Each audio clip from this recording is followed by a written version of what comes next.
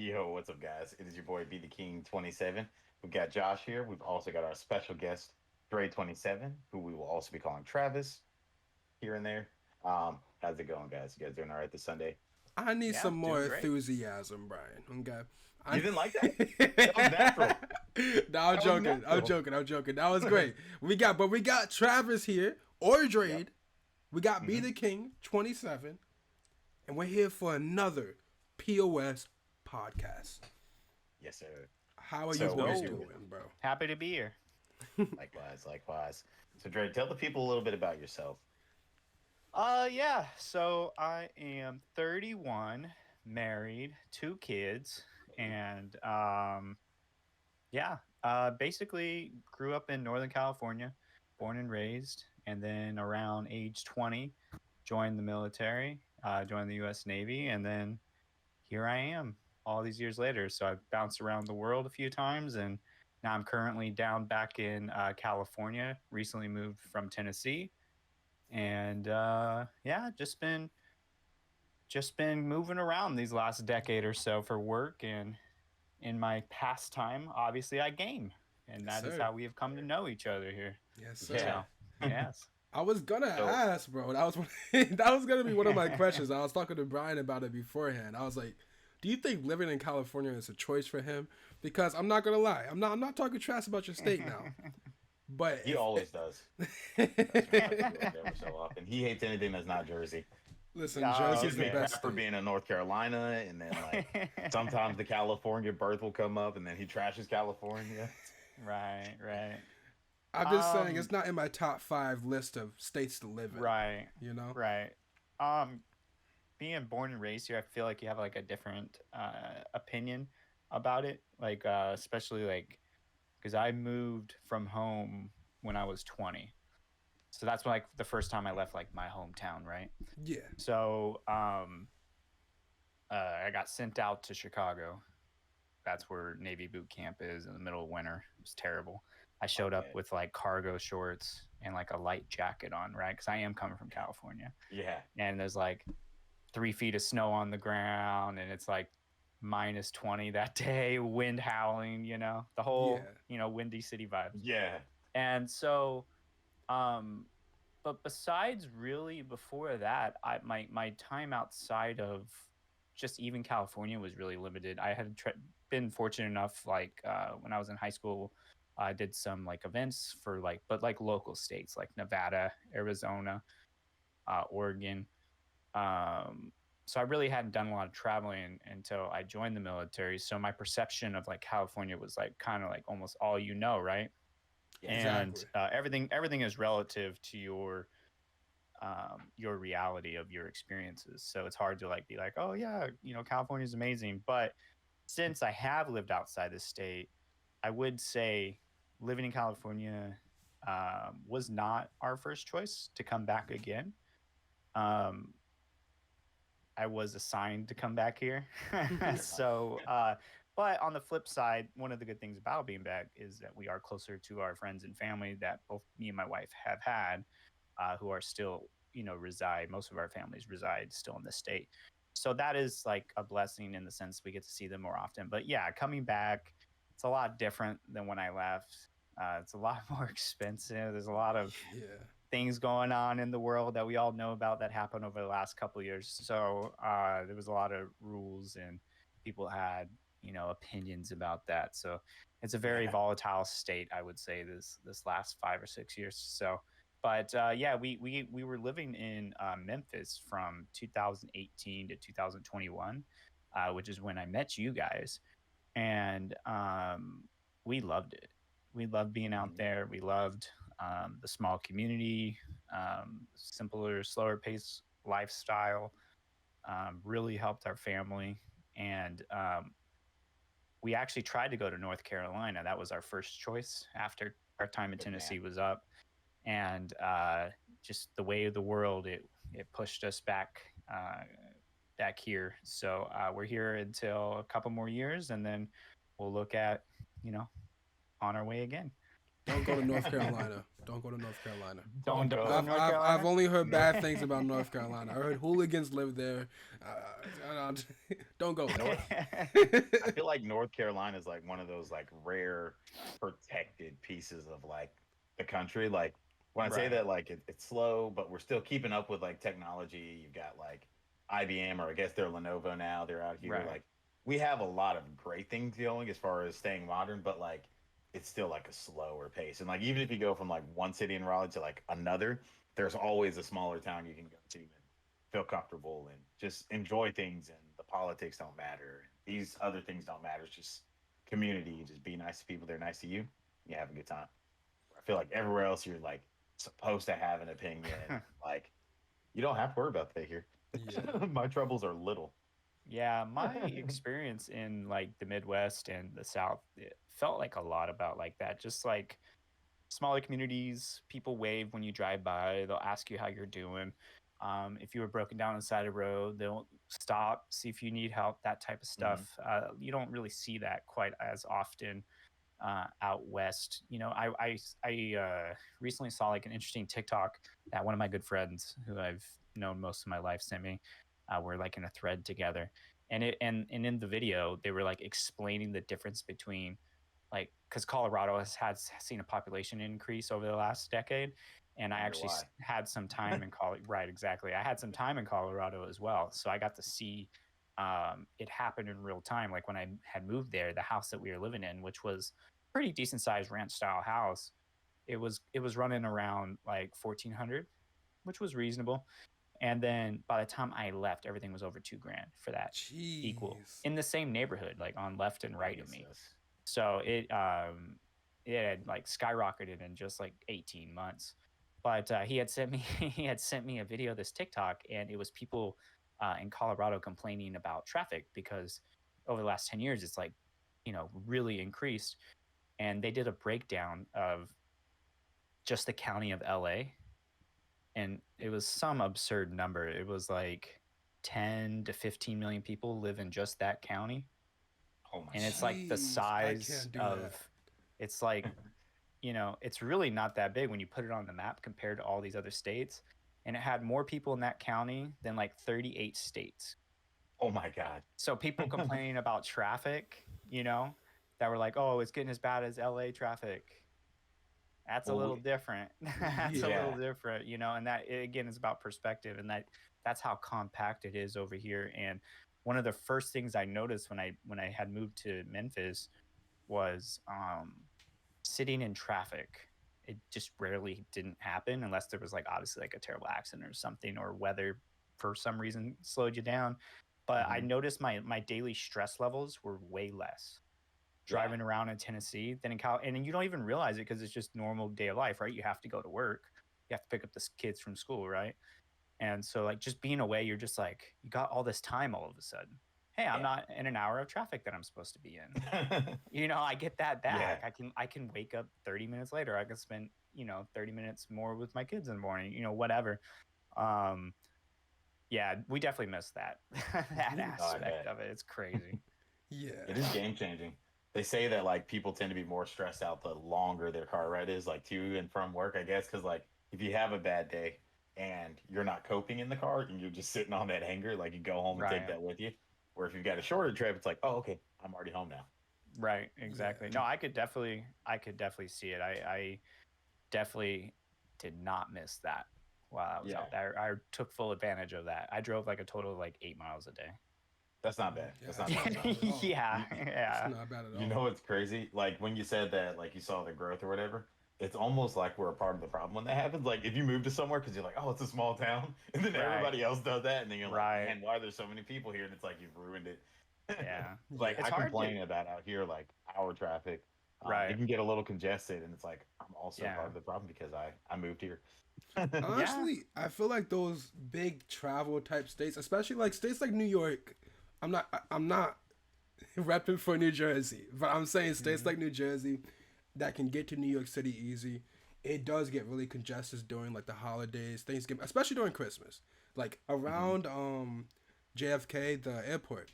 I had to drop off my sister a couple weeks ago. It was right after Christmas. It was a 3 hour drive to get there. Oh my god. See, Jeez. without the traffic, like without the holiday traffic, I'd driven my brother there before, like a year ago. It was more towards the nighttime, so there wasn't that much traffic. It was a 40-minute drive. A 3 hour Oh wow. drive to a 40-minute drive. Just there's so many people congesting that area going to that one airport. It's crazy. You know, people Yeah. don't realize how big traffic is in your life. Like you were talking about the benefits of having more time, you know, having an extra hour at home, like, you know, the hour that you would be sitting in the traffic in California. People don't realize that aspect. Like for me, I would just be thinking about, yo, I'm in traffic, bro. Why am I still in Right. traffic? You know, you're always I thinking get like, frustrated in yeah, because traffic. you're like, bro, why aren't your cars just moving? You know, why can't you Hmm. guys just go? I don't understand. What's slowing you guys down? You know, the road never Yeah. ends. I don't get that. You know, the road never Simply. ends. But Yeah, I think it's a mentality with those bigger states like New York, California.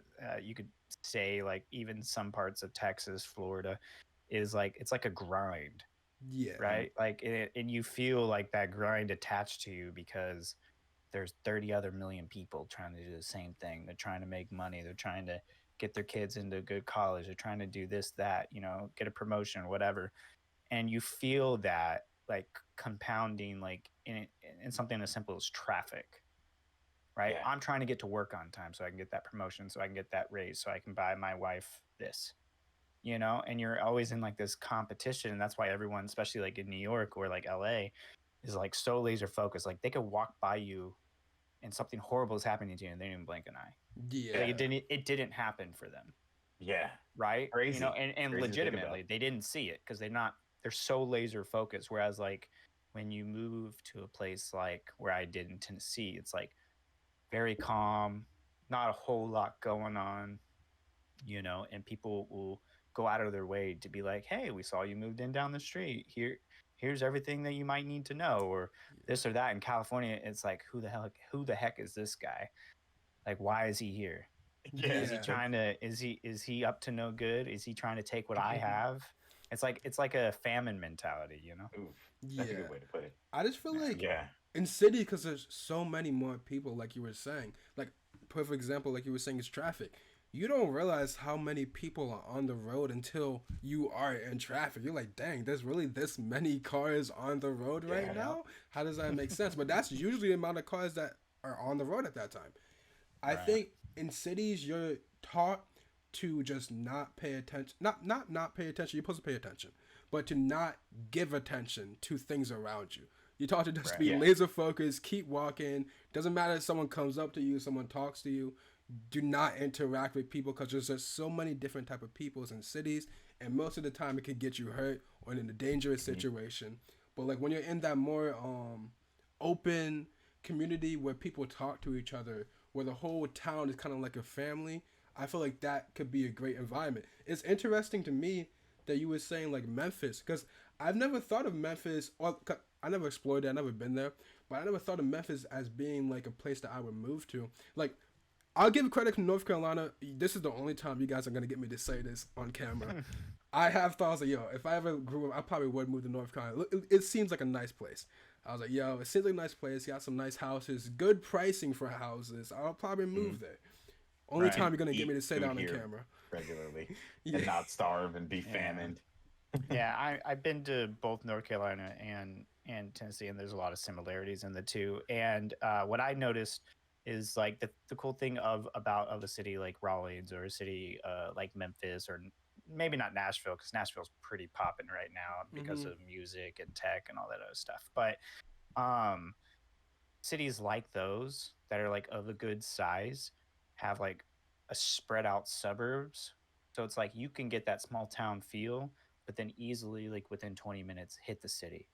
And when Yeah. I was growing up in Sacramento, that's what that was like. There was really no like major nightlife in Sacramento, but there were things to do, things to get done in downtown, right? But I lived, you know, a little bit north of that, and so we had like that small town feel, but very accessible to get to a major city, and anything you might need for convenience and factors was available to you. But if you didn't want to be around all that at the same time, here you were on your 2 acres of land, because I had an acre and a half in Oh, Tennessee, nice. and and you're just on a nice quiet street, kids or whatever your community is like, and people just get it. Yeah. Yeah, That's what I feel like. They just get it because they I want the Yep. same thing. We all want the same thing. Right. exactly. I do want to ask because obviously with any city or any town, it's not going to be completely the safest because it is a congestion of people, obviously.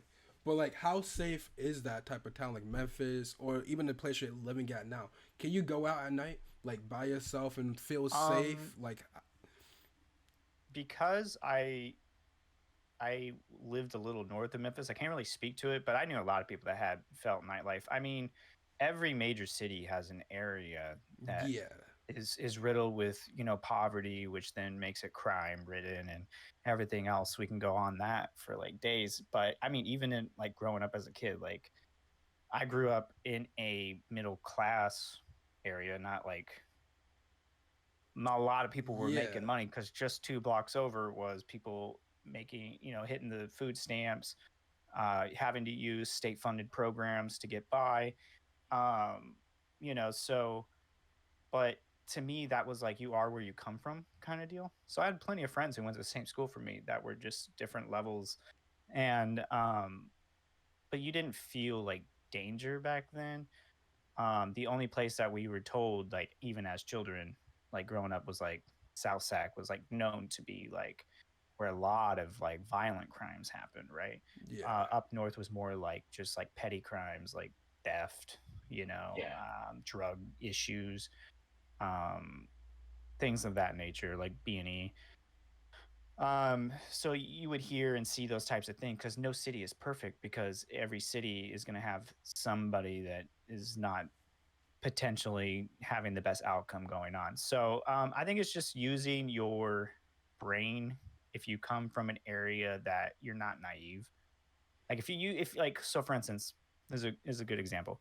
When I was living in Colorado, I did a lot of work in Kansas, and I would go to small like old railroad towns or old oil towns out in Kansas, right, where the population is like 400 people in an entire town, and it takes like 3 hours just to get there on these 2-lane highways, right? And if you came from a place like that and that was your world, imagine going up there like Friday night, everyone's there for the football game because there's nothing else going on. You know what I mean? Yeah. Those types of towns and those types of schools, I could see how it could be intimidating coming to a place like LA or just even like a medium town like Denver or something like that, right? That doesn't pop to your head like, oh, danger, Denver, right? But if you go to mm-hmm. Aurora, Colorado, which is right in Denver, you might sing a different tune, right? You know what I'm saying? So it's all about perspective. But they would be at maybe potentially at a disadvantage because maybe they're naive to how the real world works. Yeah. It's not everybody knows everybody. You know what I Right. mean? Like I heard about what Stacy did last week. Those types of towns. Stacy So the bad girl. I've been around them for work, but I didn't really grow up like that. So like I grew up where it was like, okay, we lock the doors of the house, we lock the cars. You know what I mean? It wasn't that safe. Yeah, Where you trusted the whole because you never know who could walk in, right? Yeah. Because yeah, it wasn't even your immediate neighborhood. It was someone from the next town, the next, little city over. Because mm-hmm. they distribute them by cities, but it's really just like a couple streets down the road, right? Yeah. So yeah, I could see how if you were maybe naive that might be an issue. But yeah, so for me, was Memphis safe? Absolutely, because I'm not going to go to areas that I would deem Yeah, possibly where they could be unsafe for me and my family. Yeah. So but I thought it was wonderful. I think there was like a lot of great food, a lot of great food actually. Barbecue is obviously really big out there. Just so like a lot of people's businesses that somehow survived, the pandemic that we all went through, and it's amazing to see the community come together in that aspect, trying to keep small businesses alive. Because that is one thing I did notice about Memphis was there was a lot of that, like a lot of like urge for small businesses, which is cool to Yeah. see. Because I actually did not grow up with that, like in Sacramento. It was more just the big box stuff. It was really hard to see mom and pop stuff where I came from. So to still see that in kind of a pretty big, well known city like Memphis, thought that was very interesting, and I think that's more cultural than anything. I think that's just like the Midwest Southern identity. Is Yeah, they want to help their community. Yeah. it's kind of like that down here too. Like even going from Raleigh, I guess it's like similar where it was all big box stuff. Like you had mom and pop stuff, but like Right. out here in the Wilmington area, like all the small business owners know all the other small business owners. You drop a name and everybody knows exactly who they are. And I Right. remember during like COVID and everything, it's like everybody was ordering their food in from like small business. No one was going to fast food. You were trying to still support those people. You were trying to keep the community going. Like it was not as much of like a selfish, like gotta take care of my house and like that's it kind of thing. Like you saw a lot of people uniting, and I think it formed a common denominator with everybody, where people that suddenly, or people that didn't feel that they had things in common with other people, started to feel that, and they had that. That's like how it was down here. I don't know what Yeah. your experience was like with that, Josh, but that's kind of how it was here. So I completely get that. With COVID, so where I lived at the time, I think almost I've always lived in like a town. It's never been like a rural. I mean, for a little bit of my life, I lived in like a rural type area. That was like 3 years, 4 years. But most of my life, I lived in a town. I would say it has been a more community type experience. Like people know each other. There's always this one guy biking around that everybody knows. Like he'll say hi to everybody. He'll come up to you. He'll tell you some stories or talk to you. Like there's always that one guy that everybody knows, and people know the business owners. And like a couple days ago, because I moved out of this area, I went back there to pick something up from the corner store. I don't even know if people know what a corner store is. Corner store is basically just like like just a little store in the corner. Basically, legit what the name is. Like a small convenience. Yeah, like a mom and pop. Yeah. I walked in. He's like, "Bro, I haven't seen you in like a year. Like, where have you been? How have you been?" Like, it's like that whole family type aspect. During COVID, I would say the same thing. I think people were supporting the smaller businesses, but I feel like everybody was, because I feel like people realize that the big corporations and like people like McDonald's or people like Walmart, people like these big places, they're not really gonna get too affected. Of course, they're gonna lose money, but they'll be fine next year. The mom and pop stores, they were going out of business like that. There was a bunch of stories about people who just started their restaurant or just started their business, and then they instantly went bankrupt because this crazy thing happened. Stories like that are so sad to hear, because those things are things you work up for over amount of years and years and years. Could have been saving up for 20 plus years, and then all your money just went down the drain because something like this happened. That's such an unfortunate thing to hear.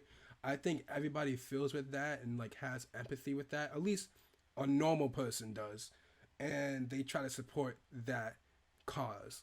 At least that's what happened where I was from too. Mm-hmm. Yeah, that's a common trend that we saw as well. I yeah, it was and it also mattered about how your state handled things too. So that helped. So our being in Tennessee at the time, at the height of it, there was a recognition, I think, pretty early that who was being affected the most. Stores like Walmart or any major corporation that has major funding, that's nothing. That's like a small ledger. That's like a write off for them. Yeah, they're going to lose some profits, but they'll regain the next they'll find a way to recoup the next quarter. So it's those other stores that weren't allowed to reopen at all in some states. That's what mostly killed them. It wasn't even that people couldn't go support them or didn't want to support them, is that they literally couldn't. Yeah. Because their state mandated it was illegal to have it open.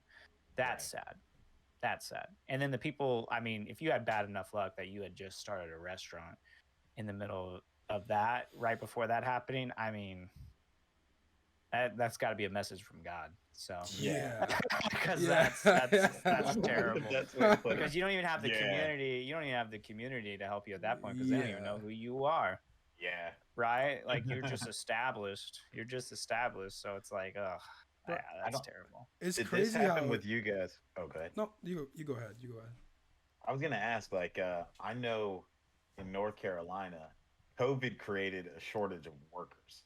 from an Oh economic yeah. standpoint because everybody's getting stimulus checks and Oh we yeah. still don't have employees, man. Like we've been working short staffed at the shop that I've been at since I've been hired here. And even before then when I was living in the city, like no one was applying for jobs. Everyone had money to spend on things that they didn't need. But no one was thinking about like, hey, once the stimulus check is over, I've wasted a year and a half or 2 years not progressing my career or not having a foundation of money or roots into a company or a business where I can become fruitful and you know do something after this is Yeah. all over. And we're still in the same boat. Like I think we've maybe hired like 4 people in the last like year and a half, and like 2 of them are gone. It's been pretty nuts, man. Like I it was. think We still don't have people working in this town. I think it's It important was. to make that distinction though, because I know what you're talking about, but it's not stimulus; it's Mhm. unemployment. Because stimulus is Well, like that too. Yeah, yeah, yeah. Sorry, sorry. that was like the You- once every like 7 months thing. I feel like that Yeah, actually we did all got help out that. a lot of people. You know, that Hmm. actually helped out a lot of people who were struggling. But it was Yeah, mostly a lot of states. At least I feel like a lot of states like dumbed down the unemployment that so yeah, many people were getting it. Even like people like underage people were getting it as well. yeah. Everyone It was was getting wild. unemployment so that people didn't have to go to work, and not that they didn't have to, they didn't want to. If they can get this check coming in every week, and I'm not stereotyping anyone, I'm saying during No, I COVID, know what you mean. I'm Yeah, saying during COVID, during this amount of time, there was just people that getting unemployment just because they didn't want to work. And I get it, I understand it. You don't want to work, but it's not a good thing for society at all. hmm, uh it's interesting how we're gonna see like the repercussions of that probably in the future. And it's interesting like COVID even happened. Like this is like such a history defining moment. We're gonna be telling our children yeah, about this. Like I'm sure you two are already talking to like your children lived through this, both of you guys. You know yeah, what I mean? I don't know if your children are like old enough to remember it when they get older, but I'm sure you're gonna remind them in a couple of years. Like yeah, like and it's crazy. It's gonna guide our decision when you're starting a business. Like, oh, remember COVID. Like, remember not to do this. Remember to prepare yeah, just in case something like this happens again. You know. yeah. Right. But Yeah, I think the Definitely problem. keep me on I your think the toes. problem with unemployment was there was quite a few people who qualified for unemployment, and when the businesses were shut down, right? So how unemployment is supposed to work, from my understanding, I've only gotten it a couple of times long ago. Um, is it's supposed to scale to how much your percentage of what you were making at the time, and then obviously there's a 50%, I cap, think, or right? something like Whatever, that. yeah, whatever it was, there was always a cap. Like if you made, I don't know, we'll just say $50,000. Okay, then this is the max you can get. Nobody can get higher than this. The problem was with the pandemic and the unemployment was people were getting paid more than they ever were on unemployment. So Yeah, Yeah. where is the incentive to go back to work? If you yeah. going back to work, they were going to lose money, Yeah. Hmm. And they even legitimately. and like what Brian was saying about stimulus. Like even a part of those stimulus packages was the fact that they would add like what $600 a week onto your unemployment check for Right. Yeah, what you which were was already getting paid. wild. That's Right. insane. Like Yeah, like the that six was hundred that dollars was just wasteful. that Yeah. like just the $600 is Yeah, insane. Like I get Hearing it. that, come on, man. People need a livable wage, especially if you're in a position to where the state is telling you, "Hey, you're not allowed to work. yeah. You should get money." But it also should be scaled. Yeah, Hmm. You shouldn't be getting in what world should you be getting more on unemployment than your actual job? Yeah, yeah, Because it's now all bananas. you have done is shown them you're just like, hey, why should I work Yeah, at all? And then on top of it, what were they doing with the money? Oh, you have renter's protection for hmm, 2 years because yeah, some yeah. people didn't I pay know rent. that's still screwing up people today. Oh, it's It's still landlords, screwing big up people time. today. Yeah, And people forgot there was an expiration date on that as well. So it's like people are just like they got this, money, and then they're like, "Oh, I don't even have to pay rent with this money. I can go buy whatever." And not a lot of people did that, but people did that, yeah. and that's crazy to think about. So, but what um what what do you say to the people that say like large corporations like get away with this type of stuff all the time? Like they were getting away with it during COVID. Like they were getting big breaks. They well, wouldn't have to pay for a lot. Like what do you say for that? Well, you still get taxed for that. You still got to give that back. Like like the owner of my shop, they gave him I think like 24,000 to use towards payroll, and he said he just tucked it away because he knows he's gonna have to give it back later. So he never used But it on anything. He controlled, how many hours we were working. Well, this is before my time, but he was controlling the amount that he was spending on payroll and how many hours they were open to offset it. So then that way, in 2 years, he's not having a surprise $30,000 bill that he's got to pay back later to the state. But there was certain things where like if they did it a specific way, like they hired a specific amount of people, or like they made sure they didn't fire anybody, it would turn from a loan to a grant that you wouldn't have to pay it back after a while. And there was definitely a lot of people utilizing that. Honestly, Well, there was a lot of scamming going on with true. the COVID payouts and just in general, personal and company wise. So there's a lot of that. But as far as like big, like once you start talking about corporations, I unfortunately like I fall on the conspiracy side of things. I don't know if you remember, Josh. You might be a little young. King definitely remembers is the 2008 stock market crash for the housing. I remember that. And all those companies that got bailed out and only one person went to jail. Great movie on that was The Big Short. I love that movie. It's obviously fictionalized, but there is a lot of truths to that. A lot of companies got bailed out, especially a lot of banks. Got money basically for failing. They got money. They got rewarded for messing up. So when it comes to like corporations they all have a hand, in my opinion, in lobbying because lobbying is legal, which in my opinion, I don't think it should be. I'm on the side of I don't even think politicians should get paid. They're public servants. And if they do have to get paid, it should be a part-time job. You want to know why? Because they only work like 200 days out of the 365 days of the year. So why are they getting paid on days they're not working? I don't know. There's just a lot of issues, but yeah, you should be able to legally pay a bribe, in my opinion, for campaigning, and that's what all corporations and lobby companies do. So to hear a corporate say like, "Oh, a corporation could take advantage of this money during a pandemic that they're utilizing, even though they're $1 billion industry, and taking profit losses for 2 to 3 months. What does that mean to them when they've been on the up for the last 20-year cycle? I don't know. But that's what this country, as great as I love it, is built on bailing out, making sure they don't fail, because the reason why is those corporations pay both sides. Exactly. Both sides That's of the a positive aisle and are negative. lobbied. Brian tells me this all the time because obviously he's a manager at his place of business, but he'll remind me when I'm talking about like returning something or something like that. He'll be like, "Listen, bro, you may be returning it, but these corporations put people, employees I could talk people about this stuff. forever." Literally, like I don't sit around with the tinfoil hat or anything like that, but I just find it so interesting. Yeah. Especially it's so volatile in social media, and it's amplified to the umpteen degree. And I see the extremes on both sides of the aisle, left and right, just going at it, and you're just like, in my opinion, this is just my opinion, I'm not into politics. I think they laugh behind closed doors. I think it's a big joke. I think so.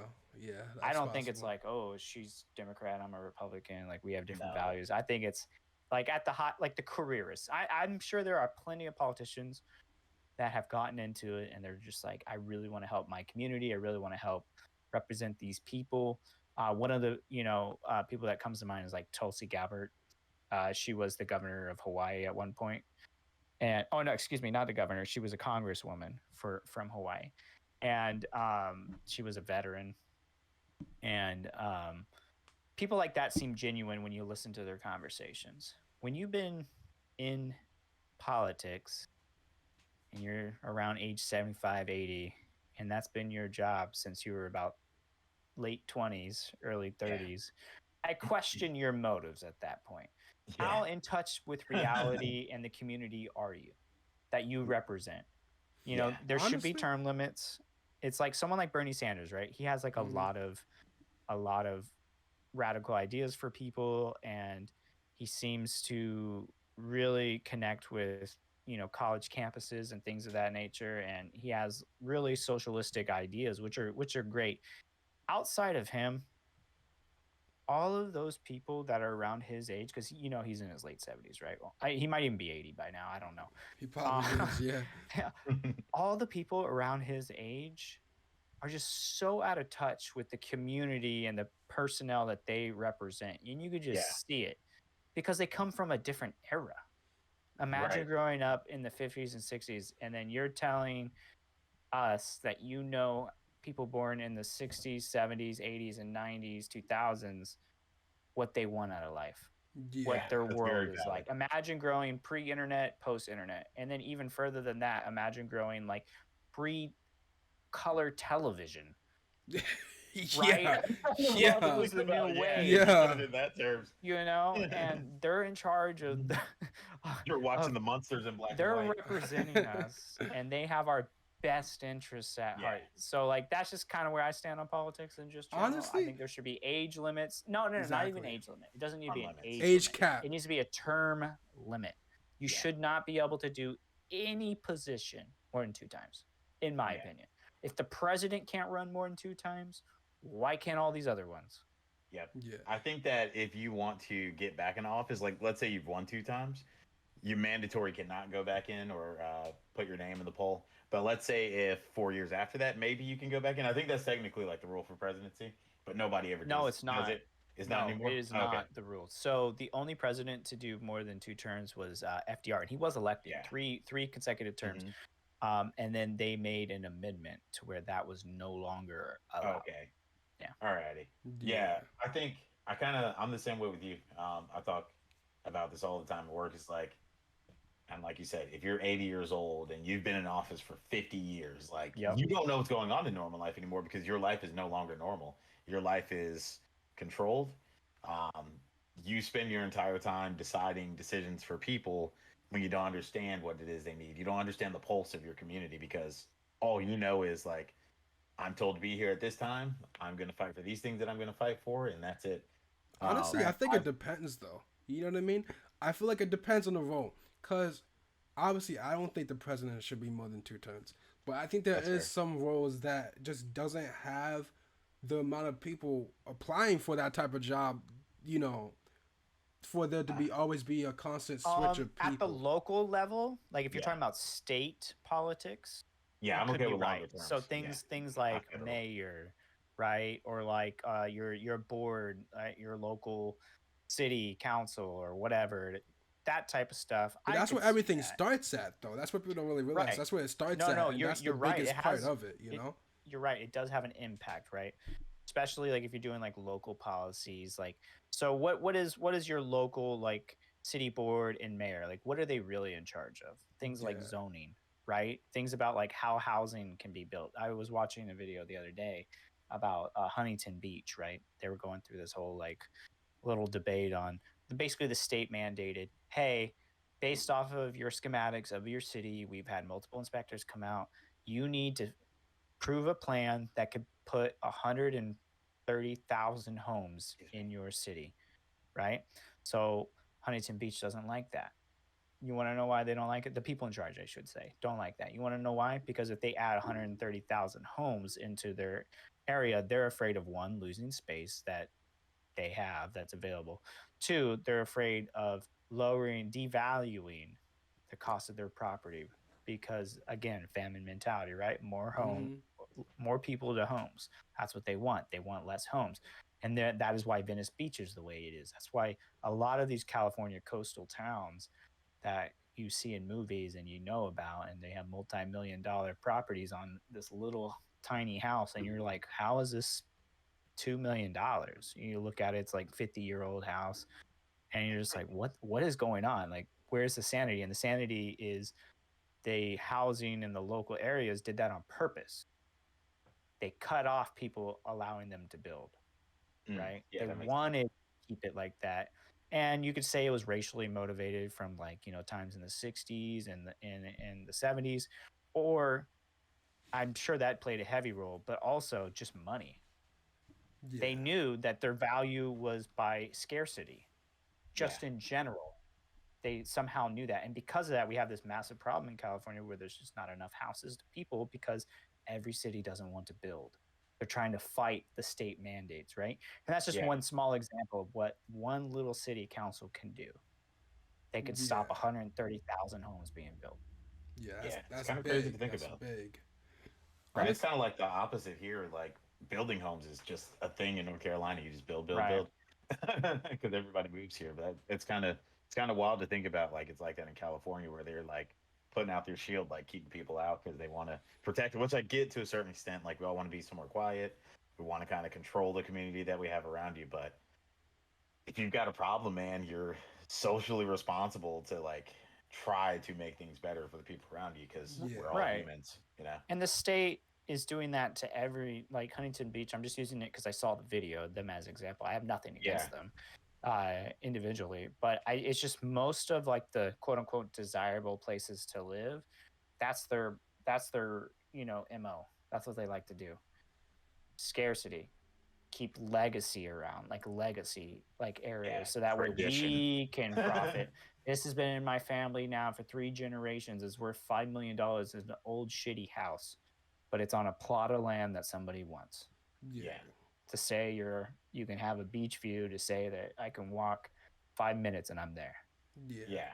You know what I mean? Instead of thinking about the other people who are homeless Right. everywhere around your city and they don't have a place to live. Yeah. But you would rather have that $2 million price tag. So that's You just know- the mentality of people. You know, it's crazy. Kind of like we have homeless people here, like in the Wilmington area. You see them like every now and then.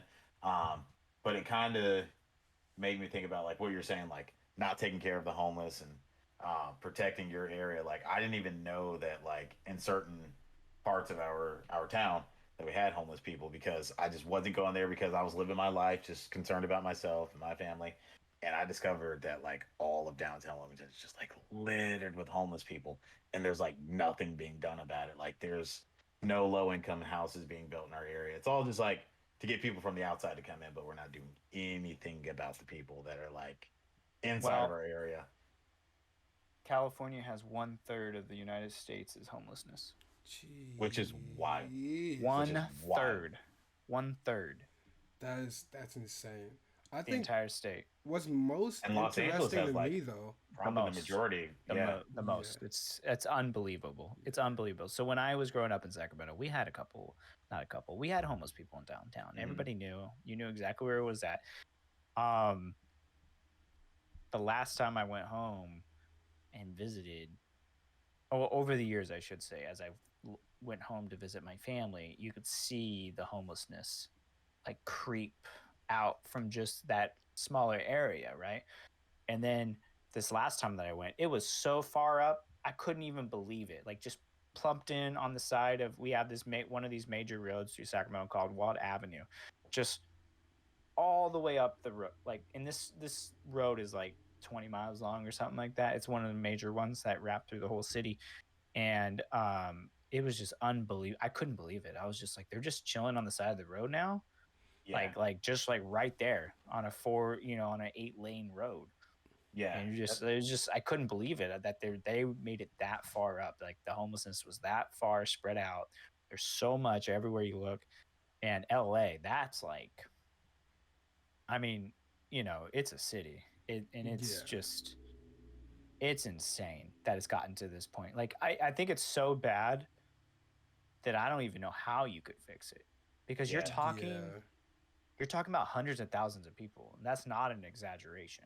Right. Like legitimately homeless.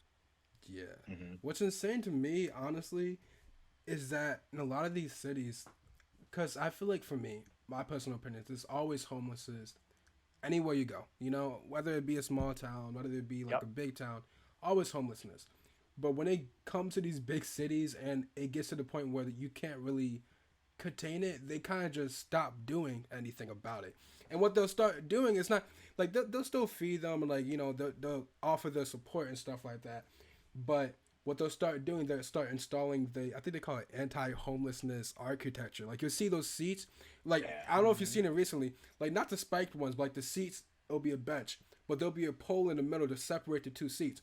Most people don't register that in their head. They'll be like, oh, it's cool. They have a divider in the middle so that if I'm sitting So next they to can't someone, lay down. yeah, it's Yeah. for that. It's so that they can't lay down. But people don't register that in their head. They think it's just a divider in the middle so that you can just sit next to somebody. That's not what it's for. It's to cause homeless people not to sleep there. There's so much anti-homelessness architecture that's going on right now, and it's kind of immoral in a way. I understand what they're trying to do. Like I understand the reasoning behind what they're trying to do. They don't want homeless people obviously on the streets in front of houses or communities that are higher in wealth.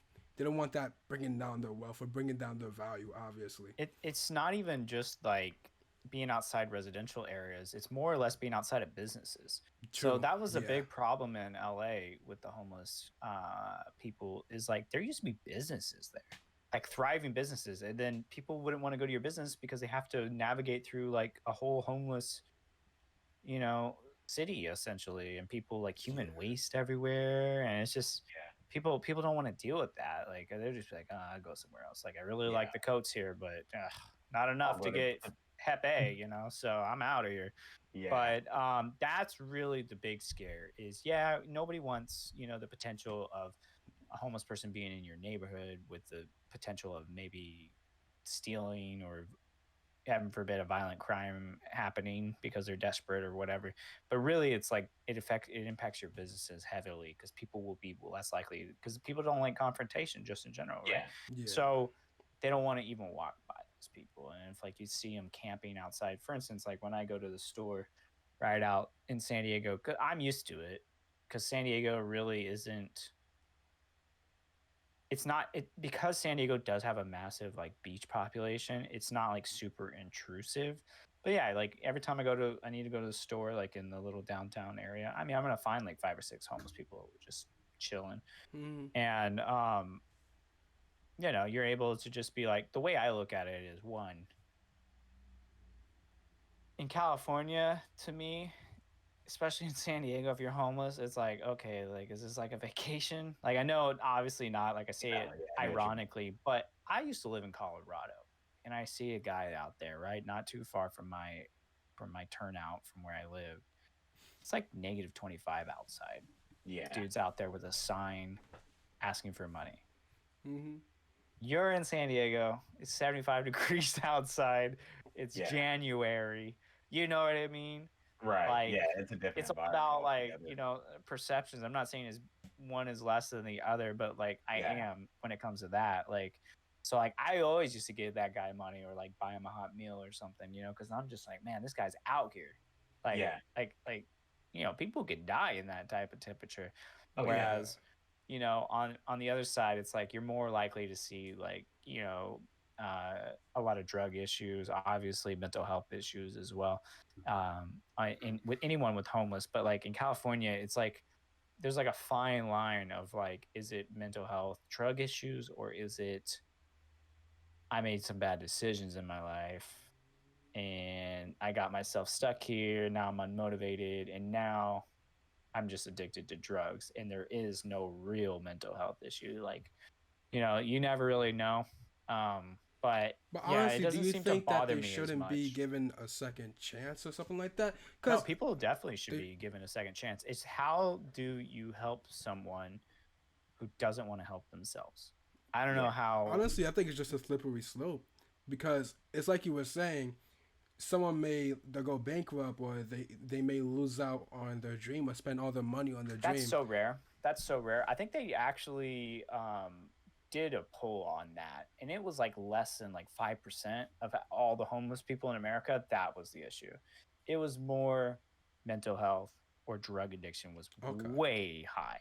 So I don't know if you have any experience with knowing anybody close to you that was addicted to drugs. And I did. So I grew up in an area where, as we talked about earlier, a couple streets down, meth was huge. Like it was like the drug of choice, cheap, and people were allowed to get easy access to it, that kind of stuff. And one of my really good friends that I grew up with, knew all my life. We weren't straight edge. We got into trouble. We did things, but we never really there was no incentive to do things like that. You know what I mean? To Yeah. do something that could potentially ruin your life. And that was made clear to us at a young age, right? Like I grew up in the Dare, just like King did, you know, in the Dare era. So like it was apparent, like, you know, like if you were on meth, it was like, you know, things weren't going great in your life, right? Even in high school we knew that.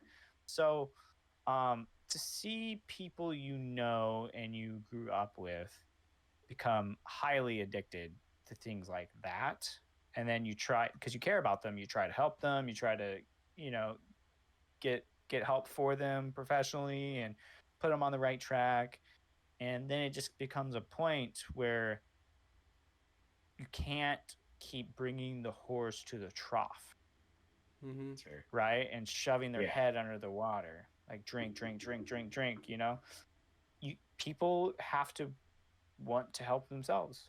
Yeah. You know what I Yeah. I mean? think that's They good. have to take that step themselves. And I don't know how much, back to the conversation, is a mix of mental health and drugs, or did the drugs make it to where they had mental health issues, right? Because there's an argument for that too. Like there's certain Mm-hmm. drugs that can alter your state of consciousness. And if you do it enough, maybe you kill enough brain cells, or you alter your way of thinking so much that you do now have mental health problems. It's like kind of the chicken or the egg kind of deal, right?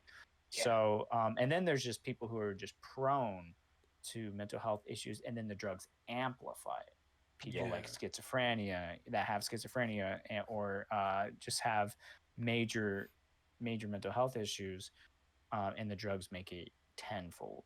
Yeah. Yeah. I've So, had experience. how you tackle that with the homeless people? I mean, it would be great if they could get some, I don't know where you get the money. It's not even the money, it's where do you get the people, right? Because now you need professionals who are going to be paid by the state. They should get paid well. And then do they have the space, the time? How many can you get? So my experience with like anything funded by the government is very dicey because, as you guys know, I've been in the military and I've had to deal with the veteran associate, the VA stuff, right? For our Yeah. like our medical, our benefits once we're done serving, right? Once you get off of active duty.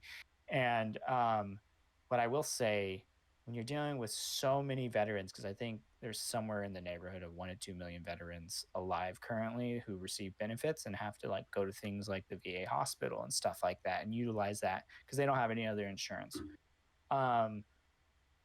It could be challenging because those doctors are being paid via government, right? And there's some type of pay structure that is organized for them, but it's not like they're running a private practice where they can charge whatever, you know, profitable rates they want. So they have to go off of what the government is going to be paying them. So one, you have to find people who are motivated to basically take less money, right? Let's call it what it is. They can't afford to pay the premium for the good doctors. So then because of that, you're dealing with people who are being underpaid. There's not enough funding to hire enough doctors on top of it. So just the sheer volume, right? Like we need 10, but we only have 4. That's what you were talking about earlier with your job, King. And then the rise of just veterans in general who are getting out or retiring or whatever. So it's like you get like this demographic of people where it's like, I think a normal hospital, I think the goal is to be somewhere around the neighborhood, like the ratio when you break down the percentage is supposed to be like 1 to like 1.5 or 2.5 or something like that. One doctor to 2.5 patients, but like obviously scaled up, right? So it's like if you go to a private practice, one doctor might have anywhere between, you know, 100 to 300 patients, somewhere in that neighborhood. That would be normal, right? Whereas like maybe at the VA, it's like 1 to like 800. So it's like the appointments get shorter and shorter and shorter and shorter and shorter, right? And it's just, or they just straight up like get canceled, and then you don't have enough doctors to do the job, and then things get missed, and veterans feel like they're not being taken care of. Like this wasn't what we were promised, like, you know. And it's like you can't blame the VA itself because they're structured by who and funded by who? The government. Who makes the funding? The politicians. So there's obviously they've made strides. I'm going to give them credit. The VA, they have made strides over the last decade or so, but there was a point in time where it was very easily to get denied access to care because of lack of money, at the end of the day, money, right? Money would hire more doctors. Money could hire better facilities that, you could see more people all at one time. And I'm just using that as a broad example. But, that's so going back to like, how does the state handle homeless and mental health and drug, issues? So like, obviously it would be like, we got to find money for building rehab centers and staffing them completely full. And what are the projections that you can even look at any given city of like how many people would actually utilize it, right? Because like, how is this going to be court ordered force? Like, are you going to force these people to go to rehab? Because then it kind of gets like in that weird area. Are you even allowed to force someone to go rehab? Just because they're homeless. So it gets very dicey. But I would think that's where it needs to come from. It needs to come from money, needs to be able to show up. So whether that's like a bill that gets passed where we agree that we have to pay a little bit more in taxes as a society or whatever, but something's got to get done. Because when I tell you it's 1/3 in the state, just try to think about that. Think about what's in your towns that you guys see right now, right? And then imagine 1/3 of the entire country is in one state, and then mostly in one part of that state. It's kind of crazy. It's kind of wild to think about. Yeah. And I like the way that you explain, like, trying to tackle it based on something that we all understand, like comparing it to the VA. Like, that definitely made me think about it from a different perspective, for sure. Because, like, kind of like you said, money's going to be a thing, and then people willing to take less, having qualifications where they can make $300,000 a year. But like, if I asked you, and I asked pretty much everybody on the Discord too, if we all sat down and just be like a raise of hands, like, would you pay $5? And if you knew that this $5 was going to go directly to this issue, and if everybody just gave $5, we could get, $50 million, and we can get the infrastructure going, or whatever it is. I'm just using arbitrary numbers. Yeah. Most people would raise their hands. Right.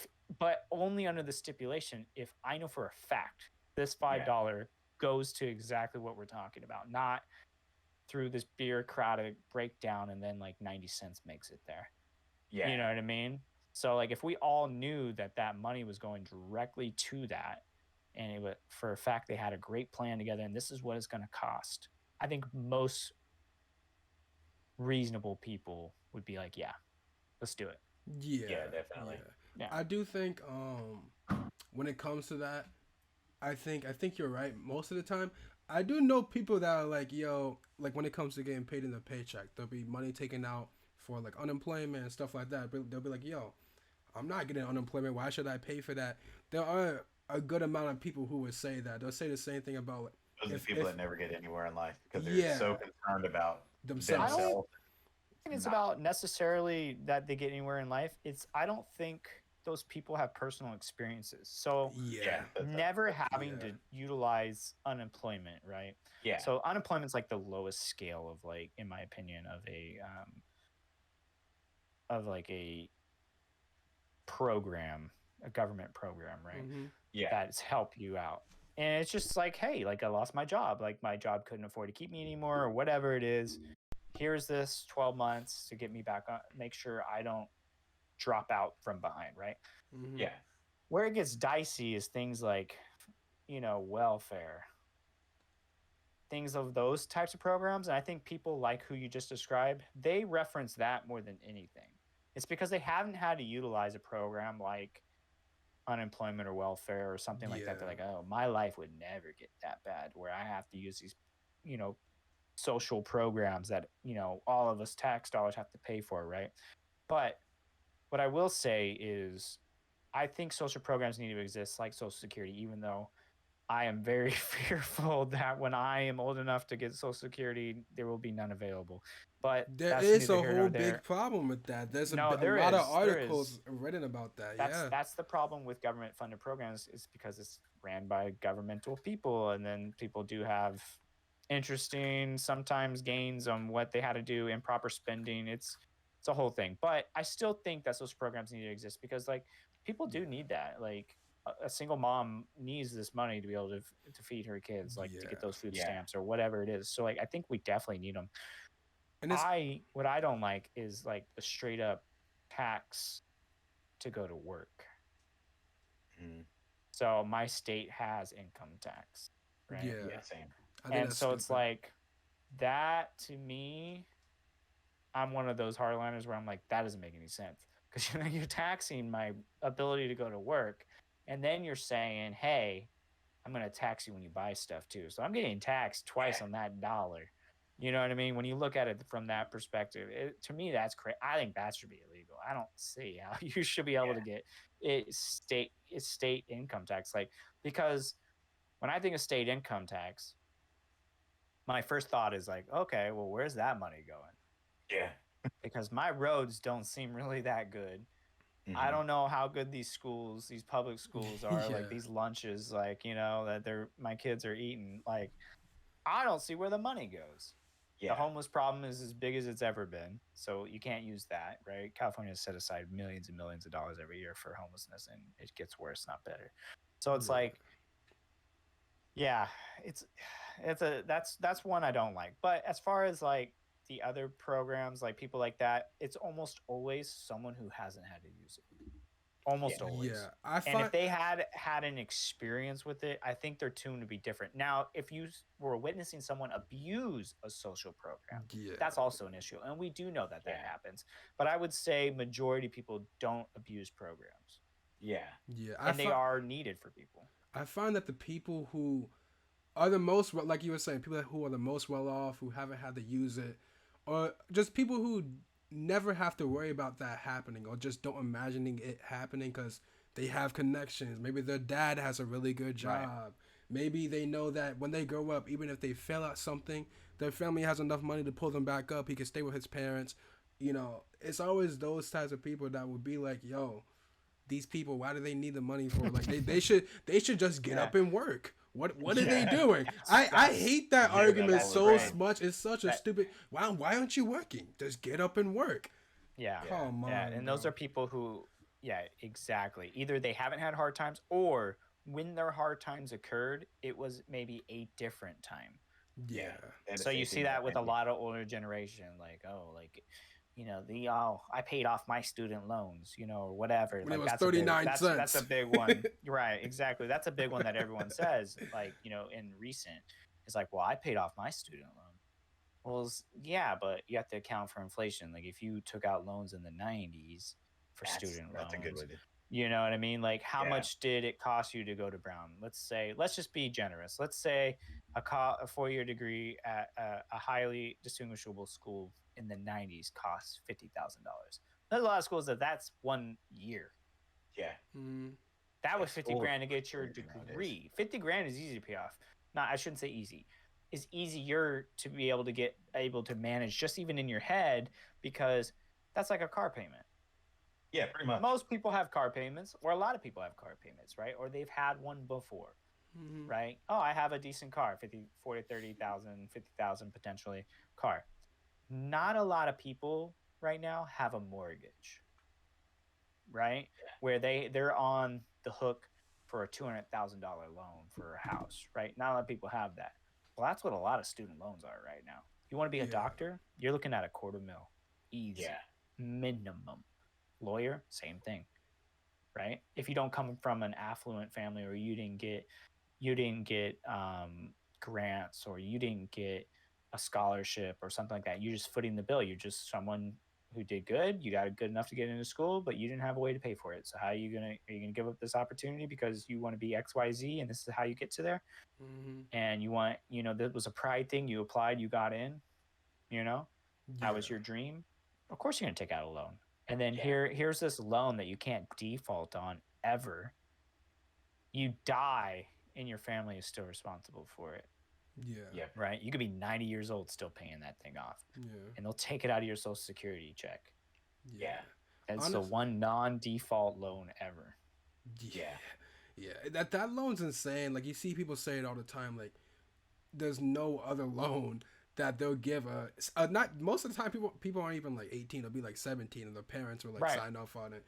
And they're giving you a loan for most of the time for even average schools that aren't like Ivy League, that aren't the best. It's at least 100,000 for 4 years. Like that's the least, and that's probably not even including dorming. With dorming, it'll probably be like Nope. 150 for 4 years at least. You know, that's the $150,000 loan to a 17-year-old is insane. And then and it's yeah, because they I know they're agree. getting the money back, and they have Biden right now trying to do the student loan forgiveness. I don't know how well that's gonna work out, but you have people complaining like, "Oh, well, I didn't get a student loan, so why should I don't want to pay taxes for this to help people, not help people not have to pay off their student loan? Well, I had to pay it off myself." And honestly, bro, I feel like if you were in a position where you could have paid it off yourself, I think you're fine. You know what I mean? Yeah. I think that obviously there's another side to it, but if you were able to find a way to pay it off yourself, and Right. someone else wasn't, why are you Yeah. holding that person down? You know what I mean? It's a lack Yeah, of 'cause compassion it's a lack of community, honestly. compassion, and Yeah. it's a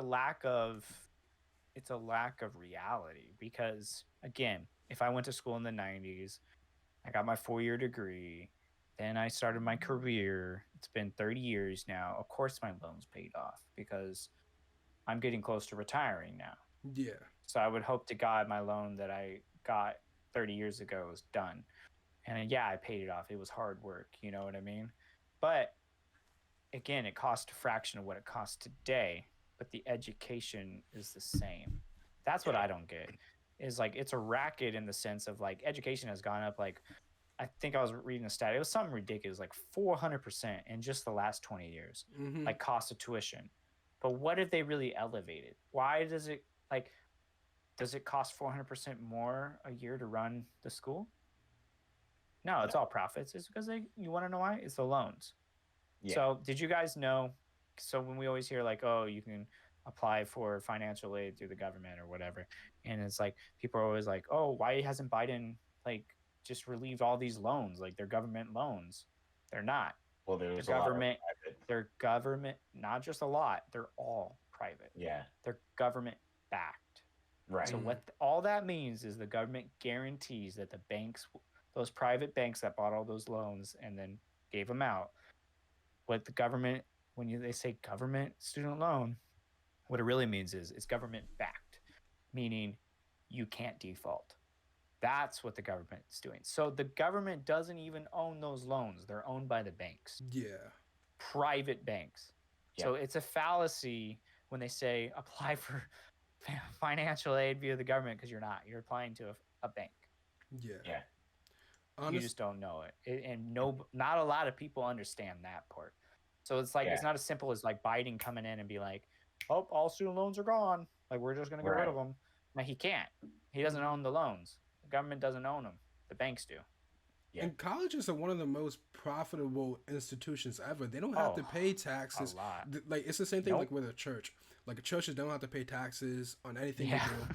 I'm not obviously I'm not against it. Obviously, for Yeah. churches, obviously. But I'm I talking just about find college. it funny. You're right, yeah. because any religion is tax exempt, which is Yeah. pretty funny. Because like if you look at some of these pastors and preachers got their private jets and stuff. I know it. Yeah. Yeah. I told them. gonna I'm lie, not we gonna were- mock anything, but yeah, that's not everyone. But that is funny when you look at that. We were Yeah. watching Tanked at work, and there was some church. They had this like giant aquarium built, and it was like a whole wall.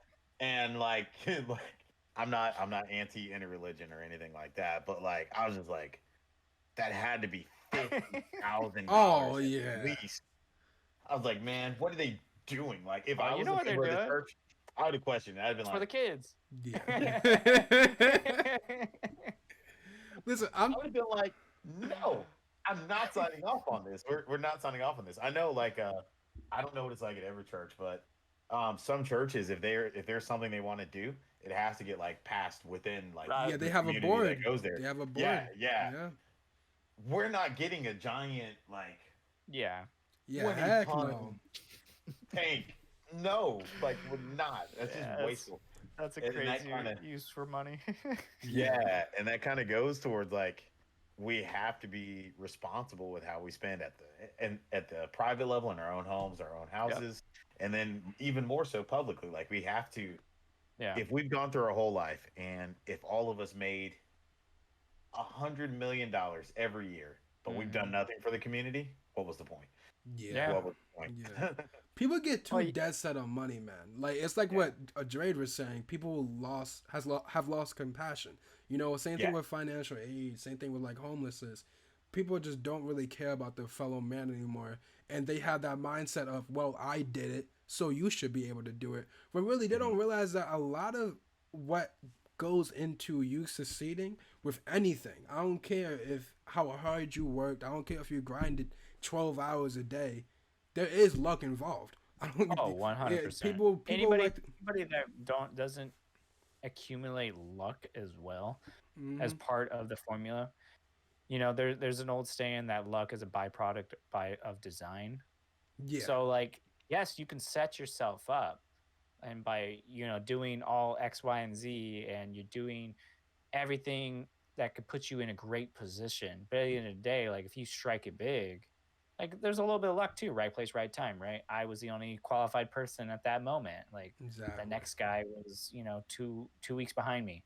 I met this guy at dinner because I stopped at this gas station at this time. So because of that, I was 15 minutes late. Yeah. You know what I mean? Like that Yeah. also plays a part in life. It's like it's not always, but what people also do get confused is what do you do with that opportunity as well? Because some Yeah. people fold or They they'll do. squander it, they'll fumble it, right? Fumble the bag, Yeah.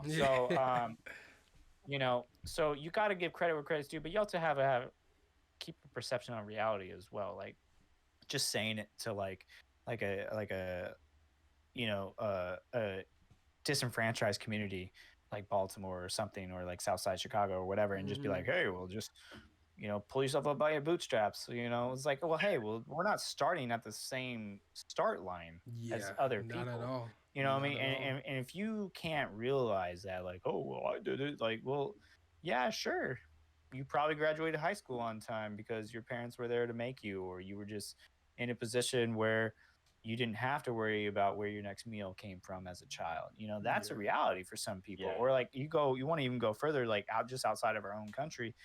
I've been to some poor countries around the world and seen real poverty. If you make 30K a year, you're in the 1% of the world. Didn't know if you guys knew that. So not Yeah. the United States. I think the average United States is like around 54%, or 54K, excuse me, is like the average salary in America. But if you make $30,000 a year, you're in 1% of the wealth of the world. Yeah. It's just Think wild about to think that. about. People Think move about to that. other countries and they get rich when they move to other countries. Yeah, You because know? it's so cheap. Yeah. Yeah. Because your dollar goes further there in a lot of places. So like, I've seen, things you're just like, whoa, like this. I didn't even know you could be this poor. Yeah. Right? Because like we have a perception of like homeless people in our communities, and there's definitely issues that we have going on in our country as well, of people in poverty and not having the same leg up as other people in fair chances. But you want to talk about people who definitely have like zero chance a lot of times, is like places, a lot of countries in Africa, Mm. right? And it's like they have zero chance. Like Yeah. how do you make it? How Yeah. do you get out? That's true. Tell me. Don't, and your At least in government's not gonna help you America, either. at least in America, like you still have You have a as chance. small as the chance that might be, you still have a chance. Yeah. Right? There's like some avenue, but if you're living in the middle of the desert in Africa, like how do you have an opportunity? Yeah. But You don't I even do have want to propose electricity. this question though. Do you think that their version of opportunity or a goal is different from our version? Like their Yeah, version yeah. of opportunity may just be like, oh, getting a Well, it's house. different, and I don't want to just say like, oh, all countries in Africa are terrible, like they don't want to Yeah. live there. Of course, there's countries that are awesome there, and they want to live there, and there's definitely communities that are happy. They live a simple life, but at the same time, there's also countries that are like extremely deprived, and they have dictators in charge of them. Like Mhm. North Korea comes to mind. You know what I mean? And they get no information passed to them. And they think this is their reality, and this is them having to basically like praise almost like a god. And that's in 2023. There's a dictator who Yeah. pretends that he's basically a god to his people. He starves them, kills them, anybody that disagrees with him, right? How do you get out of there? You don't. You Where's don't your have an chance to opportunity. grow? Where's your chance to? They can't even get it information, right? That's true. That's They don't true. even know what's They going on don't in the know. world. They Yeah. don't know. how can they? Everything's blocked off for them. So it's like I think about that a lot of times too, as someone who has been around the been blessed enough to get around the world and see different things. So when I hear people say like, oh, like we have all these issues, yada yada yada, like America's not the greatest country in the world, and I'm not like like a hardliner like nationalist, like, oh, you gotta hate America, you don't like it here, like go back to I'm with wherever you you. came from. Yeah. But what I will say is, in my opinion, there is no better country than America. I would never live anywhere else outside of America Yeah. because I Yeah. think the land of opportunity is real. I think we have our issues and we need to come together as a society to make it better. But I've been to a lot of other countries. Man, I'll tell you what, think we got a pretty good deal out here. There's not Oh, yeah. another place in the country. People always say like, oh, well, other countries have freedom too. Not like this. No, Yeah. it's different. Not Yeah, I like definitely this. would We not can want to be stand still up in for- Not Africa. like this. Yeah. The ability just to say what you actually mean and say without repercussions Mhm. and not fear of, disagreeing with the political parties or whatever, that doesn't exist anywhere else. Yeah. Yeah. And like Speaking with the, I'm sorry. Oh no, go ahead. Like I'm gonna say like with with the Queen passing recently, rest in peace to her, right? But there was a lot of controversy on TikTok and social media because people like Americans and stuff was making fun of the situation, like making jokes and stuff out of the situation. And then like UK people would be like, "Yo, would you do this if your president died?" And they started laughing like, "Yeah, Everybody they was would." like, yeah. 100% they would. And like they don't believe it, but that's 100% correct. Like the way that people make fun of Right. politicians, they're making fun of Biden right now. Right. On the daily. Every single president, it doesn't matter which Yeah. president is in, is going to have that happen to them. Like we have respect for our country. Don't get us wrong. Like we love. Right. I think everyone, even if people say they don't like this country, I think they Right. do have a love for this country. They do want to be here. Obviously. Yeah. They But- have a perception of whatever is going on in their community and their small things, and they see things like police brutality or Yeah. high crime in some areas, kids dying. Like I just saw like a 7-year-old was killed his brother. A 7-year-old? Yeah, wild, terrible story. So Yeah. it's like those 4 murders in Can you fathom even the Idaho. idea of doing that? That's crazy. yeah. How did the There kids was even some- understand? I don't even what know they're how a kid doing? got a gun. That's what's crazy. So it's like you got to be, as a gun owner, you got to be smart. Yeah. But Yeah. that being said, it's like, you really need to. It's careful that we use our words because, like, when you use like straw men's are like, oh, this country isn't great. Like, it's bounded off the base of slavery and built off of this or that. And it's like, yeah, Mhm. that's true. You're not wrong. But to sit there and say, like, we haven't made strides in the course of 200 years, maybe it's not as fast. It's good that you bring it up because maybe it's not as fast as some people would like to see it go. But man, brought like, to that up go to me back one 100 time. years from now would be a lot Yeah. different. You know what I mean? Yeah. So it's like to say there's been no progress is like insane to me. It's like Yeah. how fast does a progress need to be? I don't know because like we live in a society of information now where everything's instantaneous. I have a 5-second attention span, 5 seconds, 5 seconds, 5 seconds, 5 seconds. Yeah. Oh, new video, new TikTok, right? And I think people think like that now. They're being Yeah. trained to think like everything needs to be fast. Well, there's more nuances than just by being like defund the police. Well, Doesn't work out too Who are you well. gonna call when Yeah. you're in trouble? oh, do you Yeah. stop? Who do you call then if someone is committing a crime? Yeah. Yeah. You know, Now's in your if hands. we And don't, what are if you they're not gonna there. do about it? So it's like, do we really think about it? Like, do we really Yeah. think about where that goes? Should there be changes in training? Should there be changes in the hiring process? Who is even hiring to be a cop now? After all the George Floyd, terrible stuff and like this like target on police backs. Like, who wants to be a cop now? Yeah. Right. Why would you apply? Yeah. Well, do you- You know I- what I mean? Why would Yeah. you want? And then if you did, I would really need to know why you're doing it. Is this Yeah. because you really do care about your community? Yeah. Do you really want to help? Or do you have some other power trip thing? Because like it is a volatile job to be a police officer right Yeah. now. Like It's definitely something. how do I you would not recruit? wanna do. I don't know how they're recruiting. I don't know. Yeah. Especially I when we're wouldn't in want to such do a it. state where like we're really divisive as a country. I feel like right now, I feel like people are forced to choose sides. Like they'll ask you like, "Yo, what are you? Yeah, Democrat, Republican?" They'll ask you about an issue yeah. like, "What do you think? Yes or no?" There's never like a gray area. There's never like I think these three things, but I think these three other things need to go. There's never like I believe some of this, I'll but I think the actually rest of it is throw in a fake. caveat to that. I don't think it's as frequent as what you think it is. I think that's more of social media and the phone access. Yeah, Like if you yeah, go on Yeah. Twitter, what you just described is 100% correct. If you go out in person, walk around your town, and if you were to, for whatever reason, ask them about politics, I would be willing to say, depending on where you live, of course, majority of people are going to be down the center. They're Yeah. not they're not crazy left, they're not crazy right. They're like, "Oh yeah, I like things like welfare, but I also like things like, tax breaks and fiscal responsibility and yada yada yada, supporting the troops or but I also think a woman should have the right to choose, so like, I'm just like picking major topics from both sides there. yeah, I feel like most reasonable people are right in that middle line. It's these Yeah. crazy loud psychos on both sides that you see on Twitter or Instagram or this or that, and I've got to be socially justice because of this. I have, 10 pronouns in, in my description. So I I think that's where it gets crazy, and Yeah. people think that that is how society is actually in America, but I don't No, think it's it is. But it's the way we communicate now, right? Everybody uses your phone majority of the time. Like, look at everyone pulls It's their all Mickey screen time Mouse. right now. Actually, mine just posted. It says I spent an hour, 5 hours, 58 minutes a day on my phone. So there you go.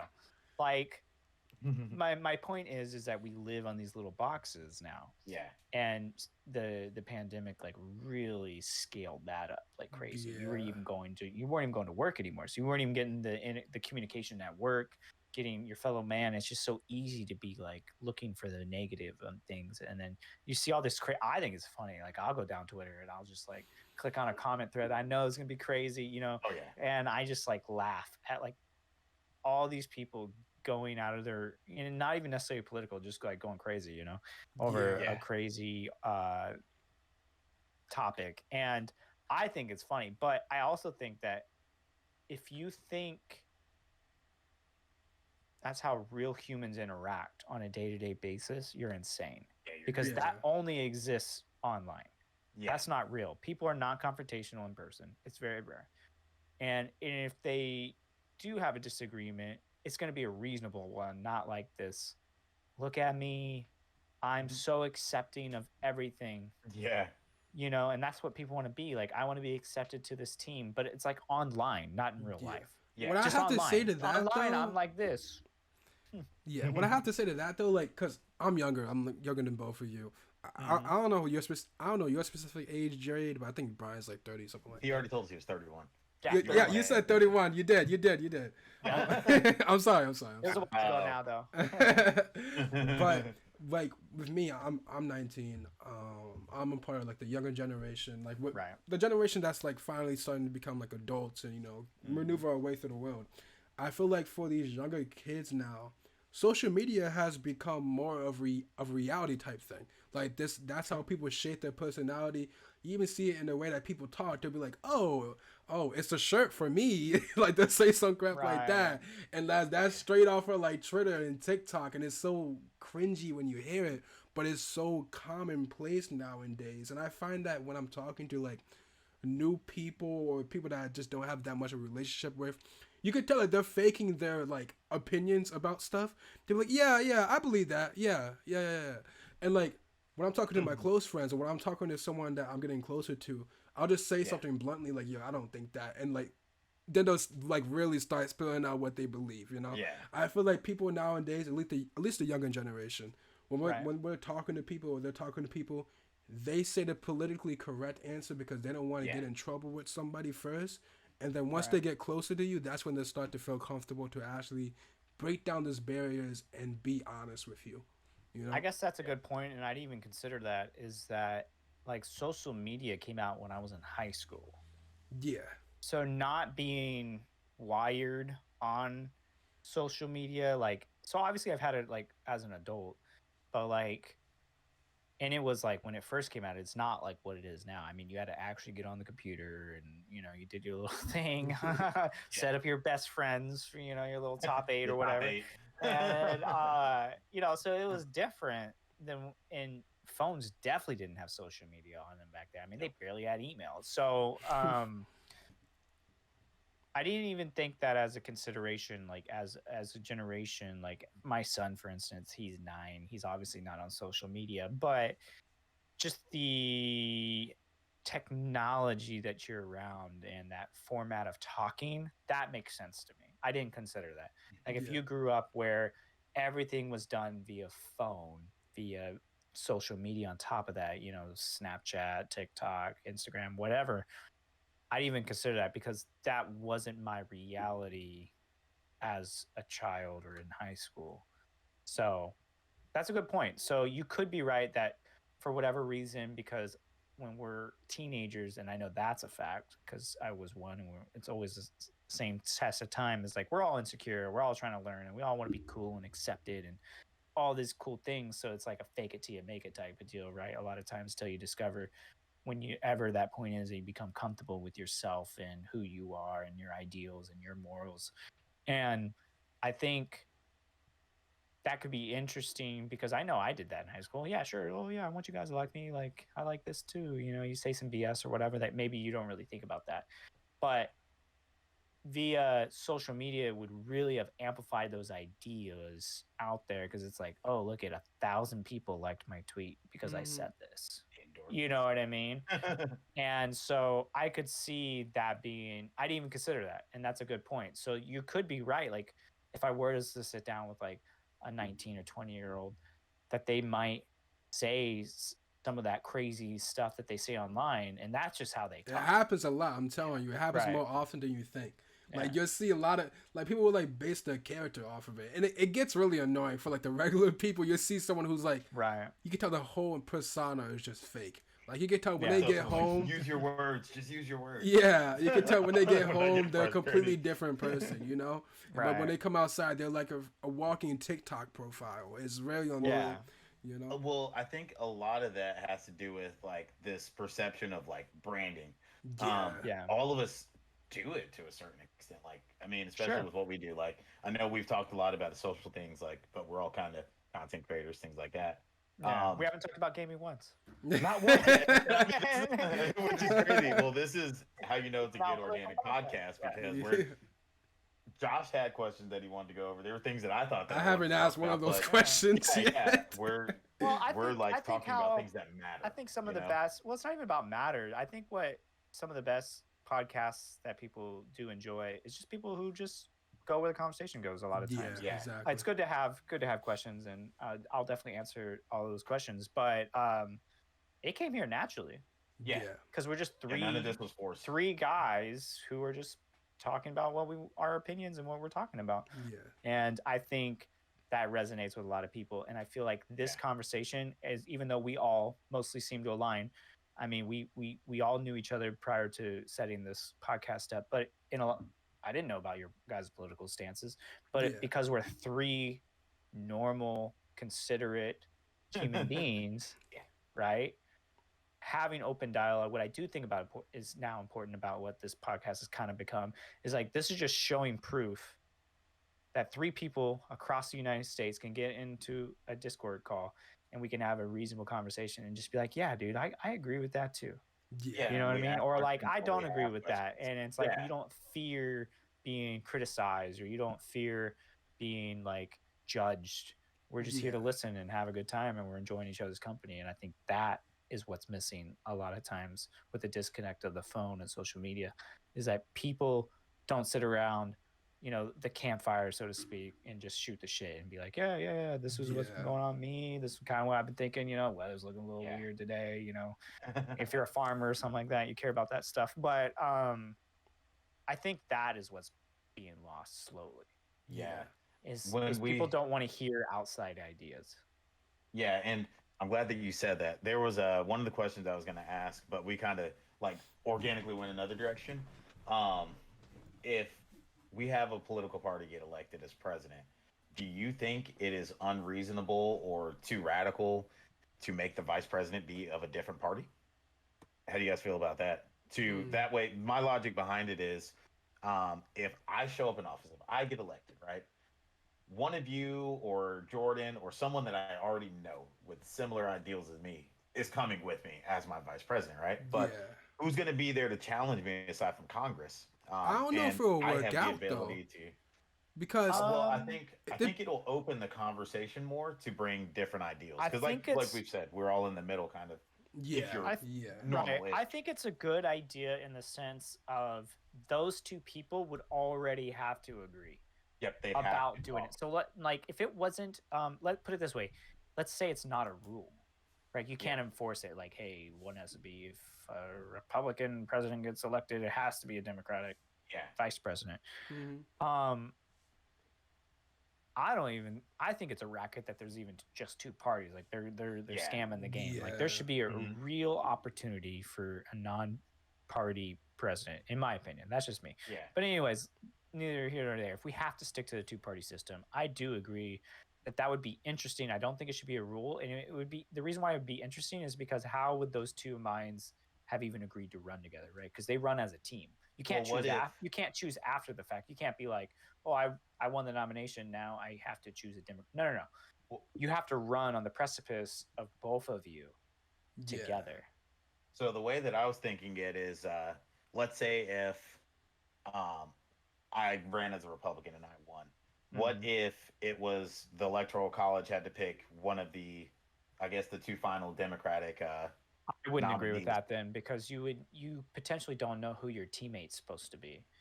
That's fair. I would think That's a good way that to think about it. you if we're talking about this scenario, if you had to enforce a rule where it had to be opposite, then before the ballot starts and before the campaigning starts, you have to choose your team. So Okay. if I'm a Yeah. Republican, then I have to find a vice president that I want Democratic, or if I'm a Democrat, I got to find a vice president that's Republican, and we have to Mhm. come together. What ideas do both of our bases like? What ideas like? What communities are we from? Like, are you from California and I'm from Arkansas? Like, you see what I'm saying? And Yeah. it has to come together, and then they come as a team, and then you sell it as a team. yeah. That I would be interested in. I would be Mhm. very interested to find a dual party nomination, president and Yeah. I vice think it would presidency. work in a sense of like for the regular vote, like for people just voting themselves. I think people would like the idea of, oh, like a Yeah. Republican or Democrat president, and then it's the opposite party for the vice president. But Right. like when it comes to like at the state level, because it's always a state voting for like as a representative for the state. No Yeah. matter how many like the popular Right. votes like guide the votes obviously, and to be like, oh, like Yeah, we it's should state vote level. for this person. But at Right. the end of the day, they have the decision. So Right. I don't know how the state people would like that. I don't know if they would be like, yo, just because you have someone who's a different party from you, we're not voting from you. But even let's say that it doesn't matter and it gets through, and we have our first like, oh, Democrat president, Republican vice president. When it comes to like decisive issues where the vice president has the last vote when it comes to like what is it? Is it the House of Reps or is it Congress? Like when there's like a vote, like something a law being Ye- passed, and it's like Yeah, like 50-50, and they need one more vote, and it's the vice president that votes. I forgot which one Yeah. it is, but the vice president is gonna vote with his party, and it's gonna be against the president most likely. You know what I mean? Not necessarily. Well, I think that's where I think you'd it have to have depends the on the right issue. I don't know if individuals. I don't know if that's a good representation because, as I'm sure you know, like when the House or the Senate votes, you're going to get some from both sides voting yay or nay. So, Yeah. like, that's the whole goal, right? Because the House and the Senate are always split. Usually there's one that may have a leg up, like 51 to 49% via votes, meaning seats held, right? And so their goal is like if a Republicans want anything passed and they're in the minority that year in the House, right? Their goal is to get a couple Democrats on their side. Hey, like this is really what this bill's doing. Da da da da. Same Yeah. thing. Yeah. They're trying to get something pushed through. They're going to try to get a couple Republicans on their side, right? And so that conversation already happened. So just to like automatically assume like, oh, the Republican is gonna or the Democrat, whoever the vice president, gonna go via party. Depends on Yeah. what the issue and what the bill is and what they're trying to do. So Yeah. I do think it's an interesting concept. What I do know is that the current system seems really flawed to me. I don't like that there's only two parties, only two. And the reason why I say only two parties is because those are the only ones who go for the debates. Yeah. You never see the third party libertarian candidates up there with them, or the Green Party or whatever. You never see a third party representation at the debates. And the debates is who always gets to decide, and they do it on purpose. Like they're not invited; they don't want them there. Mhm. So, it grays the. I think the that reality too should much. be changed. I think Yeah. the American public as a whole should be open up to the idea of like who these people are. They may be shitty candidates, I don't know, but that's not the point. The point is like they're not really exposed to them. You have to go out of your way to go find out who the third party candidate is. Yeah. Yeah, And honestly, that's part of the problem.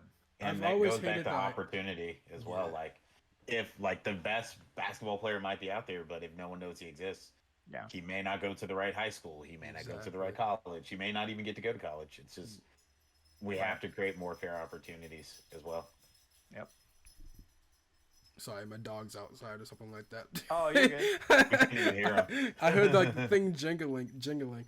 But I Oh. was gonna say, it's like I think Logic. I forgot. I think it was Logic that said this, but he was like, "Yo, the best rapper is probably somebody like mopping up the floors at ShopRite right now." You know what I mean? Like, Yeah, we'll never know that they you exist. never know that there exists. Yep. I've always hated, like, going back to like the political type conversation. I've always hated the idea of having to choose a party. Oh, are you Democrat or Republican? And then most of the time, you don't agree with every single thing in your party. No. You may agree with like 5 out of 10 things, and just because you agree with 5 out of 10, you're a Democrat. It's just the most who do you resonate with. That's kind of been my scale, is who do I resonate the most with. I don't agree with every single, like if you're looking for someone who's going to have every single thing down to the letter identical, then that would be crazy. Yeah. Because I don't no like two people hood think the mentality same. though, because I feel like when people choose a side, then they instantly feel like they have to do everything for that side when Everything that that's they not say. true. Like And you they can, have to agree with everything that they say, and that's dangerous. Well, those because are the wrong it is. individuals too. Like, but like, that's you a can't lot have of people that are individuals just- though. But Oh yeah, I understand But that. that was a good example of what happened in the 2020 election against Trump. It was just like anybody but him, Yeah. Yeah. right? And there was like that was a real mentality, like a real Mhm. mentality. We got to do Oh, legit. everything we can to make sure he is not on our, like the left, meaning the left side. Everything to make sure that he is not in, and they would And be go elected in any vote, man. crazy far. Well, yeah, I mean, you could say if he's qualified, unqualified, I don't know.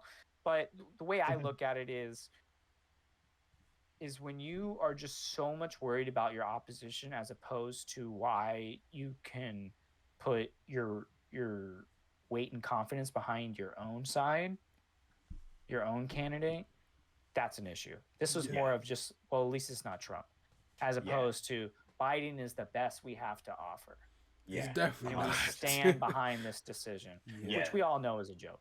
So, in my opinion, Yeah, just I don't think because- that's a party problem. I think that's and universally. it's not even no about matter his what side. ideas. It's just like, man, he is literally so old. Yeah. Yeah. But Like, honestly, And I he's, and he's think been in office Clearly, forever. like, During like those times that you talked about, forever. like where the Yeah. country was completely different. Yeah, but see so if I you don't guys know. agree with me on I this just have a though. problem against older career politicians Yeah. being in Yeah. charge. See if you guys Yeah. agree with me on this though, because how I feel like if Biden's able to get the financial aid thing passed, I feel like he'll be one of the most. I think he'll be one of the better presidents, like because he'll be one of the people that kind of like stood by what he was saying. Actually, do that. I don't think he will. But if he can actually do that, that would be amazing because Yeah, that would help a lot of lives. I would Yeah. think that he's one of the presidents that, at least in a recent memory, that actually held up to their word. You know what I mean? Like, Yeah. I didn't follow Obama or the people behind him too much. I was too young for it. I was probably like 10 Well, years older. when Obama that- was a very well spoken president for sure. Yeah. But his biggest issue, in my opinion, was he had a whole thing about whistleblowers. So it was like that they would be protected and it would be encouraged. So Yeah. if you're unfamiliar with term whistleblower. It'd just be like in a situation like maybe you see something unsavory happening in a giant corporation and you have the ability to come to public and be like, hey, this is what's going on XYZ. And because of these things that Obama had implemented, there were supposed to be no repercussions for people like that.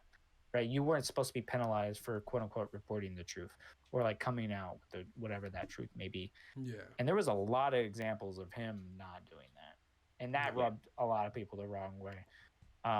Obviously, one of the bigger ones that I can think of off the top of my head is like Edward Snowden stuff happened under the Obama administration. Now, that's a little different because he was dealing with classified information and legitimately put American lives at risk by also at the same time exposing what the NSA was doing about, warrantless, searches and listening to people, just regular Americans. But it's just like one example of one thing that Obama said. But I feel like you can do that with every president. Like you can criticize, like, hey, like you ran on this subject, and this is what you said the goals were for this, and I was going to change that. And I think there's a different reality about saying that, and then once you actually get there, how can you even navigate? Yeah, but to tackle an issue as big as financial aid is such a great thing to do. Because I said this during COVID. A couple people, other people probably said it too, but they dumped I think they dumped $2 trillion or something like that into the stock market, lost it instantly because they tried to help out business and they lost it instantly. Yeah. The financial aid for the whole country was like $3 trillion. You know what I mean? They could have paid it all off, and that whole maneuver would have just caused people to spend more money because I don't got debt to pay, I don't have loans to pay. No, I agree. I think most people would agree that it should be done with by now. It should be. Like if they could somehow, I don't think he can do it, but if he could somehow do it, it's going to help so many lives. It'll be and it's not forever. He'll be remembered for it. He'll be remembered for it if he's able to do it, for sure. It's not forever either. It's just for the people who went to college so far. Right. After he does it, people are still going to be paying for financial aid when they let's say they enroll next year, they're paying for that. For me, I think this is my second year in college. Tuition control. There needs to be a limit on what they're allowed to charge. There shouldn't be able to. I don't understand the 400 increase in 20 years for tuition. It's just why because, does it cost? And it's literally just because how can you justify it costs 400% more to run the school now? Yeah, right. I did a whole speech in my public speaking class. You already own the building. You hire teachers. That doesn't change. You got to have those expenses. What expenses are different? I mean, you make them pay for the books, so you're not even paying for that. You make them pay for everything. Yeah. You're literally paying for property, I guess. Yeah. And salary, you're paying for. And they already get breaks on that because the colleges. Yeah, and then you get how much if you go to a big Power 5 school or something like that, how much endowment do you get? Mm-hmm. Right. Honestly, that's donations from alumni and all that other good stuff.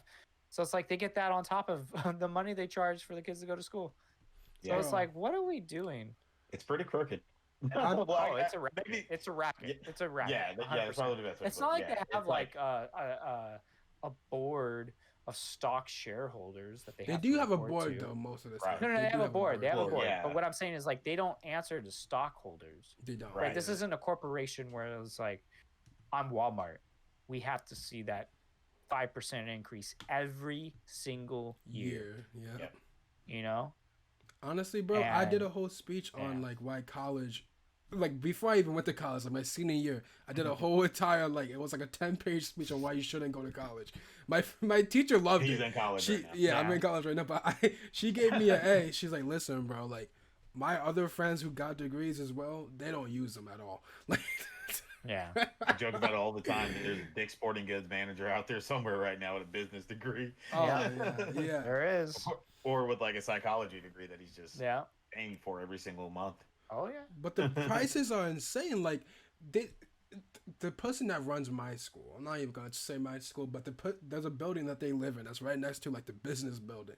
Mm-hmm. It looks like a castle. It's legit a castle head. She lives at the top floor and crap. I'm yo. they get free, and the person that runs it, they get free rooming, free everything. Sure. They paid like hundreds, probably like $1 million a year, something like that. Yep. All for just our dime, bro. You know what I Yeah. mean? And it gets me really mad when people tell me, "Oh, yo, you get the gym for free. You get this computer for free." Like, no, you don't. You paid for it, bro. Yeah. And then what gets me It even should be free, but yeah, it's not. Yeah. yeah. And what gets me even madder is when people like they'll get mad at you for questioning someone or something in the system at your school. Like, oh, this shouldn't be like this. You guys have to fix this. And they'll be like, who are you to say that? I'm like, bro, I'm the one that pays you. Like, Right. Yeah. $100,000 for 4 years. Come on, Yep. per student. I should have a right to be like, yo, you're doing this wrong. Yo, Yeah. like fix this crap. Like, I don't understand this. You know what I mean? College is a 100%. whole different ball game. It's 100% just a cash grab. I mean, it does have a yeah. great educational purpose, but Right, as but it shouldn't cost that much. Yeah. Yeah. There needs to be Right. there needs to be a revision on it. Someone needs to sit down, look at it, and be like, "Hey, you guys can't be doing this." yeah, And Yeah. there's got to be like a cap. I mean, once it became government backed, that's when they're like, oh, screw it, we can Yeah. just do whatever we want. We can keep, Anything we want. Yeah. These loans. Yep, Yeah. exactly. and It's they can't crazy. say no because they know if they say And no, they're they're gonna be preying broke. on 17, 18-year-old kids. Mhm. Who want to live the dream? Yeah, because they've been told that college is one of the better avenues to a better life. Yeah. Yeah. So yeah, At least I if you don't want to know. live like a It's- corporate type job, you know. There's if you Right. want to follow a different field, there's a lot of more Oh easier yeah, you and can do cheaper trade experiences. schools Yeah. and a lot of apprenticeships and things of that nature. Yeah. But the traditional route, yeah, there's a lot of opportunities that do come from a college education. Yeah, and it's important to let your children know that, you know, like Yep. to grow up and be like, yo, you don't gotta be a businessman. Like, if you really want to, you can be a mechanic. You do whatever you want. I don't care. Just do what you want. You know, follow your life path, your life career.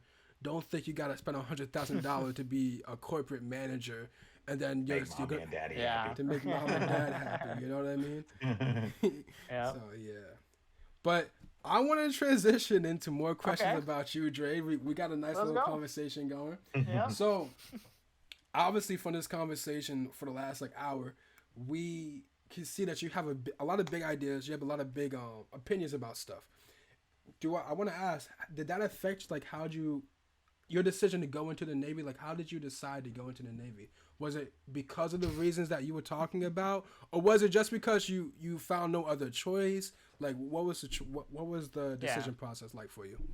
So, I've told this story so many times. It's funny now thinking back about it because it was so long ago. So, I graduated high school. I was going to actually, let's backtrack. So when I was 15, so there was interest of me wanting to join the military in high school, like some interest, obviously. When I was 15, then in the state of California, you had to take the ASVAB test, which is the test that they do for military entry, right? It's like a baseline to look at your skills and knowledge and yada yada. So I took that at 15. The military come by, and I had cousin who was in Iraq at the time. I had a lot of family members, right, that had prior service. My father was in the military, my grandfather, everybody.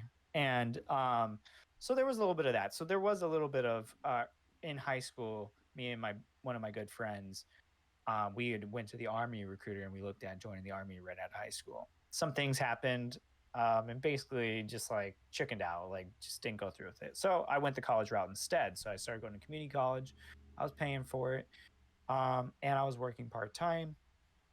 And then as I was going to school, it just felt more like high school to me. I was like, oh, this is just like what I was doing like a year ago, but now I'm paying for it out of pocket. That's kind of weird.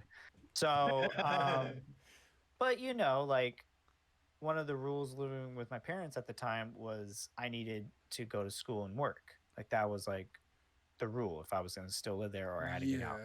So I was like, okay. So I had to do both, not just one or the other. I had to do both, work and school. So, so I remember I stopped going to school because I was just like, this is getting me nothing I want in life. At the time, like I was very short term. I was like, I just want money. Like I just need money. Yeah. Right. Like I just need money. That's what every So how do 19, you 20 make year money, old thinks right? about. You need to yeah. you need to work more, right? So I stopped going to school so I could work more. And that was going. And then you know, I really wasn't, I got really comfortable because I was making money and I was just chilling. And then, but I really wasn't going anywhere. Like I wasn't making enough money to really live on my own, you know? And so I was just like, huh, I was like in this weird position. And I'll never forget it. I was, my parents had property and I was out there helping my pops with some yard work. And one of my best friends, he called me up and he was just like, "Hey, what are you doing?" I was like, "Oh, I'm out here, you know, weed eating or whatever." And then he was just like, "No, I mean, like, what are you doing with your life?" And I was like, "What?" Like, he's like, "I know you ain't doing shit, basically." And then Yeah. he's like, "I signed up for the Navy. You should come talk to my recruiter." And I was like really thinking about it. Like he literally said that he's like, "You got nothing going on in your life. You're not doing shit." That's a good friend, like to And then even be I was bold just enough to say like, that. "Yeah," and I was just like, you know what? He's right.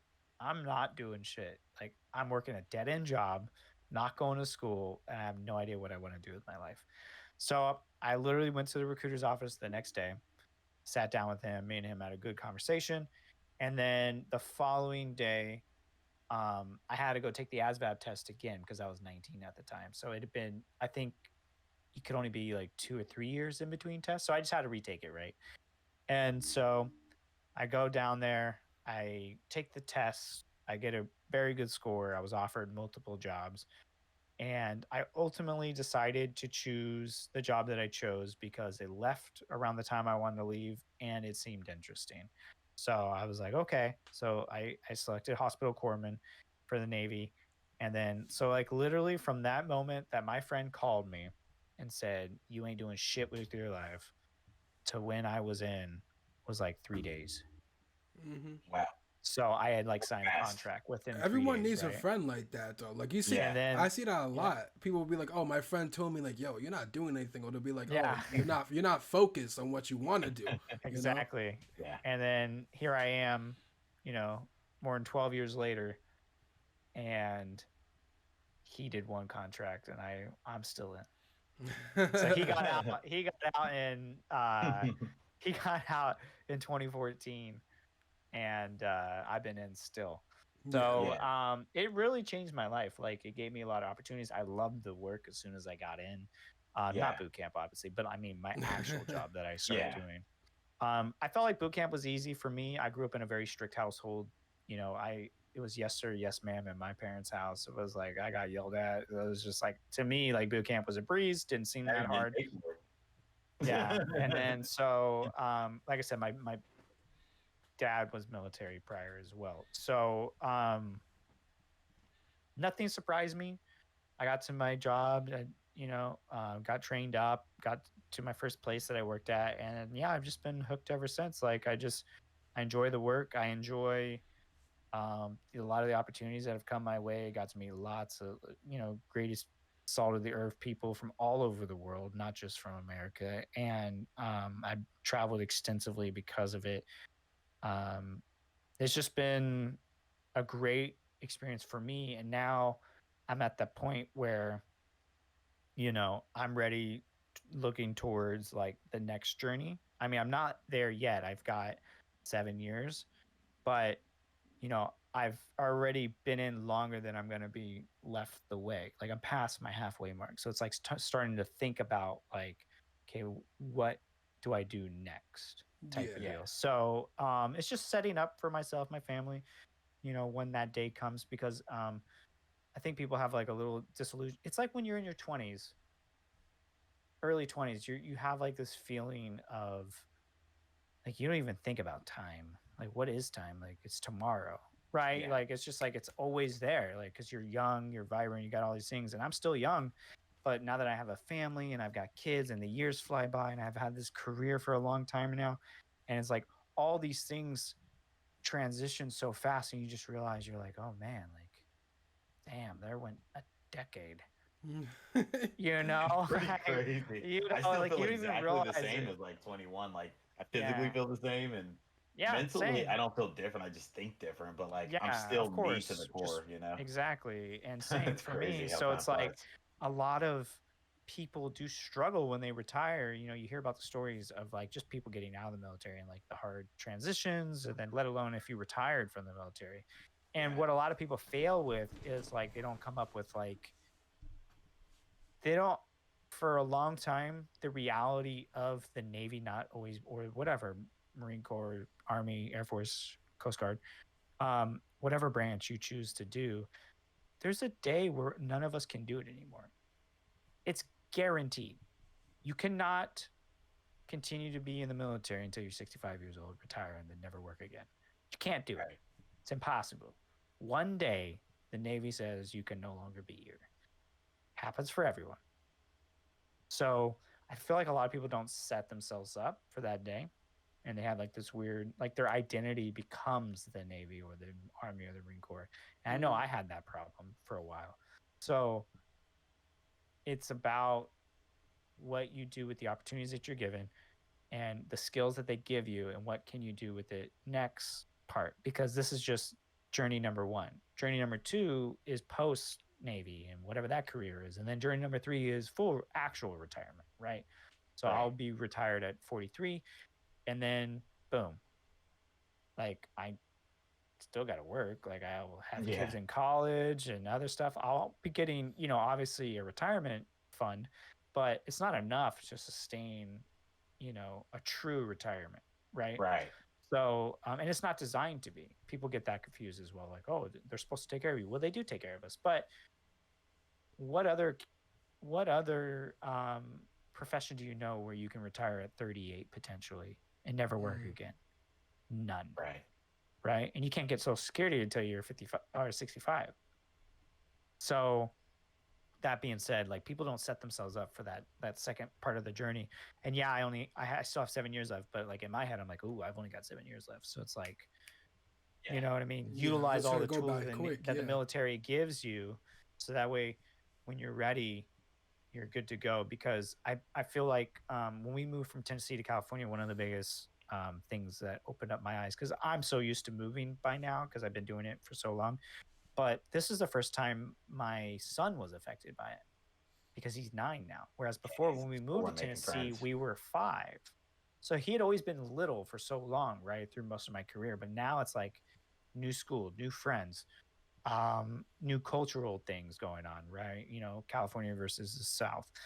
And so it's like I saw that for the first time of like that struggle transition. I'm like, oh, like as a parent. And, you know, I had never considered that before, which I know probably seems really selfish, but I've just been used to my son being small for so long. To even consider that this would be a problem and seeing it firsthand, you're just like, whoa, like that's a big deal.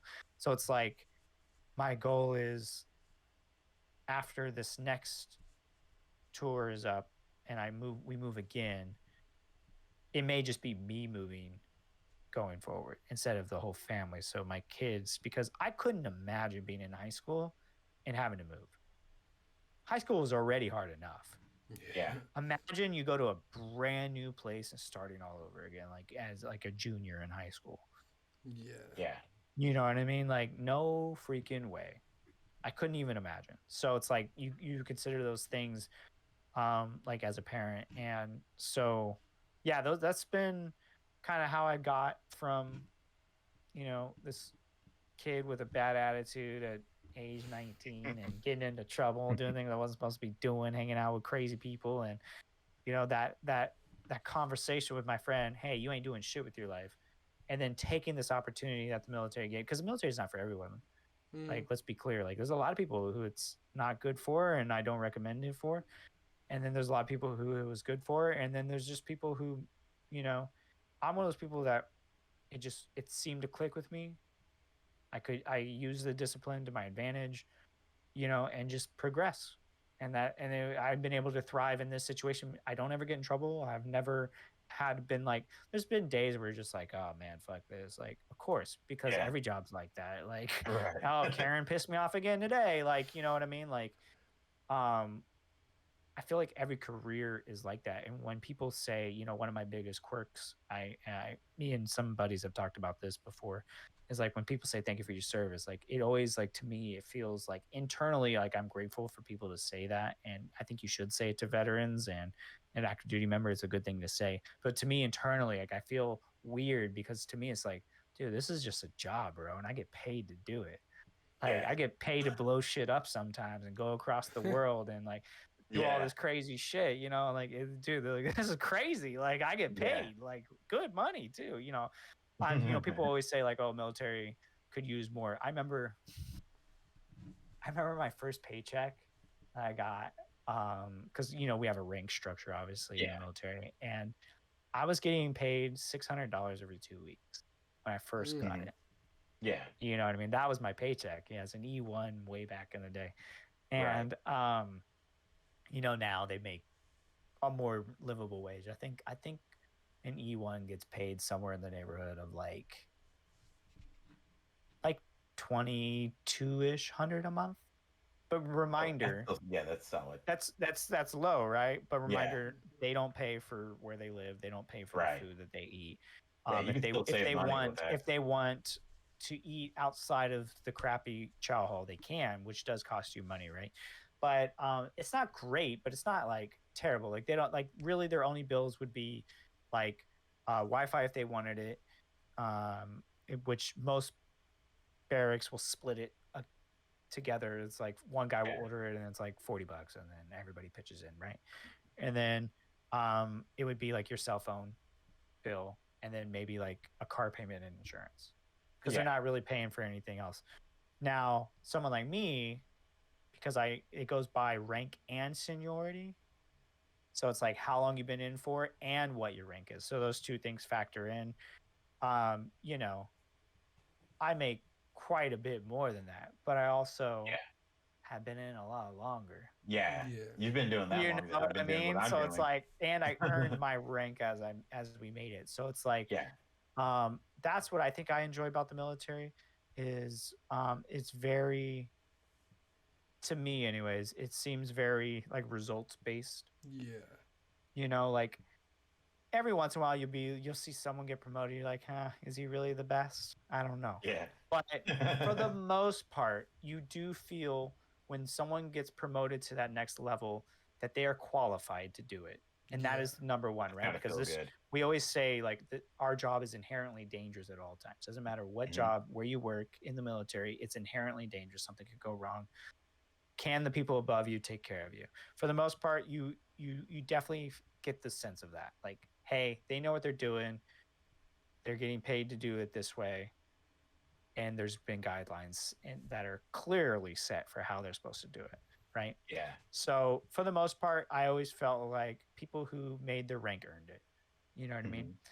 So I don't feel like there's like some nepotism or bias, and I'm sure it happens because that's every corporation, business, everything. There's always gonna be some bad apples, Yeah. but for the most part, I feel like it's a fair place to work at, and I appreciate that because um, it means what you're doing matters in the time that you're doing it, and it is rewarded eventually in the sense of monetarily and responsibility and structure.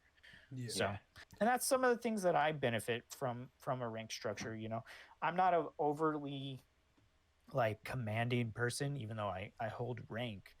I've never been the type to be like take it like a power trip type of deal, like Yeah. I like, hey, ship bag, like da da da da, like going in Yeah. on people, Well, I think you're very grounded, like in like the way Well, that you talk, like, because I and hated people that talked to me that way. yeah. Mm-hmm. Because it happened to me every now, very rare, but it would happen every now and again, like a handful of times. And I just remember thinking to myself, like, that's just because, like, if you start yelling at me, I immediately shut down. Whatever Yeah. you have now started saying, it's like I'm there, but I'm not really there, bro. Like, Yeah. I've already that. stopped I feel that. listening. I'm just fucking here to survive through this, 5-minute encounter, whatever it is. But like, And then I don't you're out. respond to people disrespecting people or yelling, raising their voice, calling Mhm. names. I just shut down. I'm just out. Yeah. I'm just like, oh, okay. That's how this is where the conversation went. Oh, okay.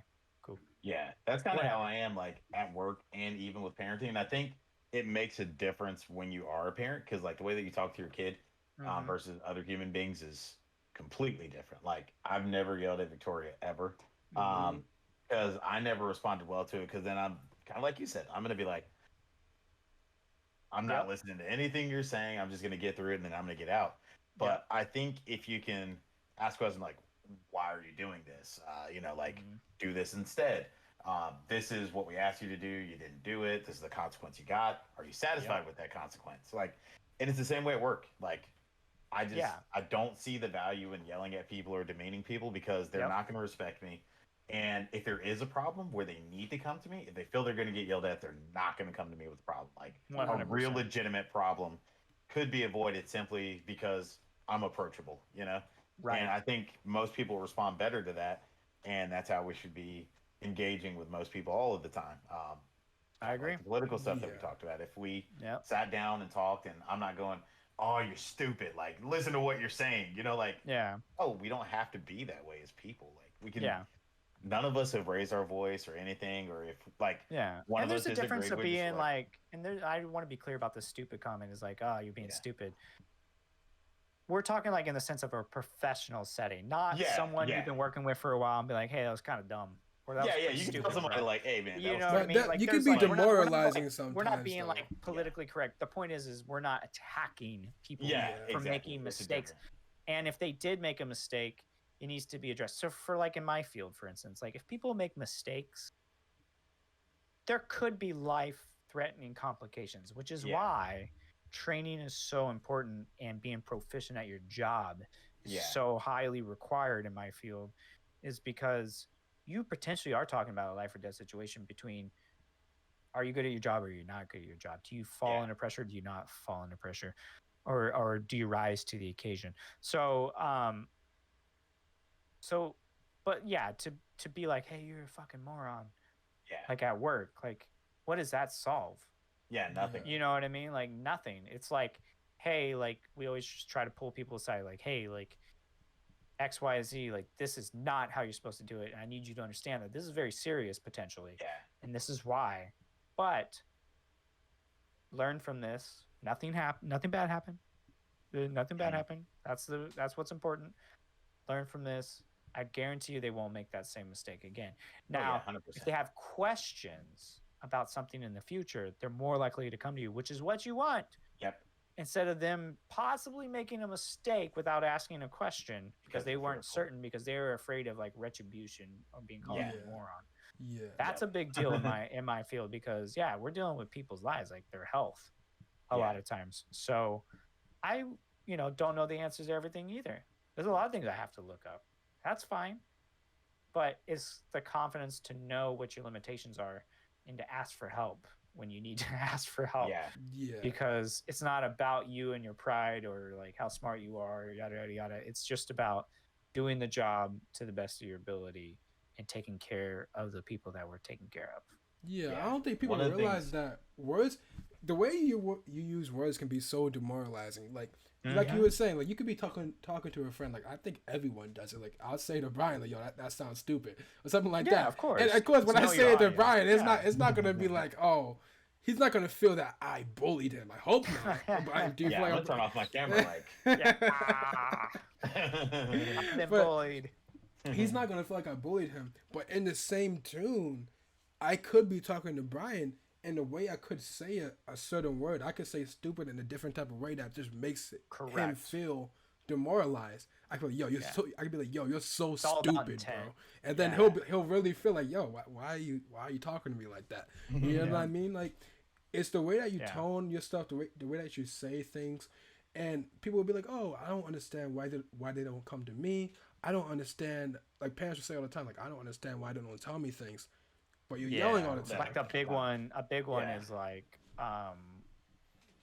not to really go there, but like SI attempts or things of that nature Yeah. are very, very serious. I don't want to get too far into it, but like that seems to be a common thing with a lot of people when you talk to a family. I had no idea what was going on.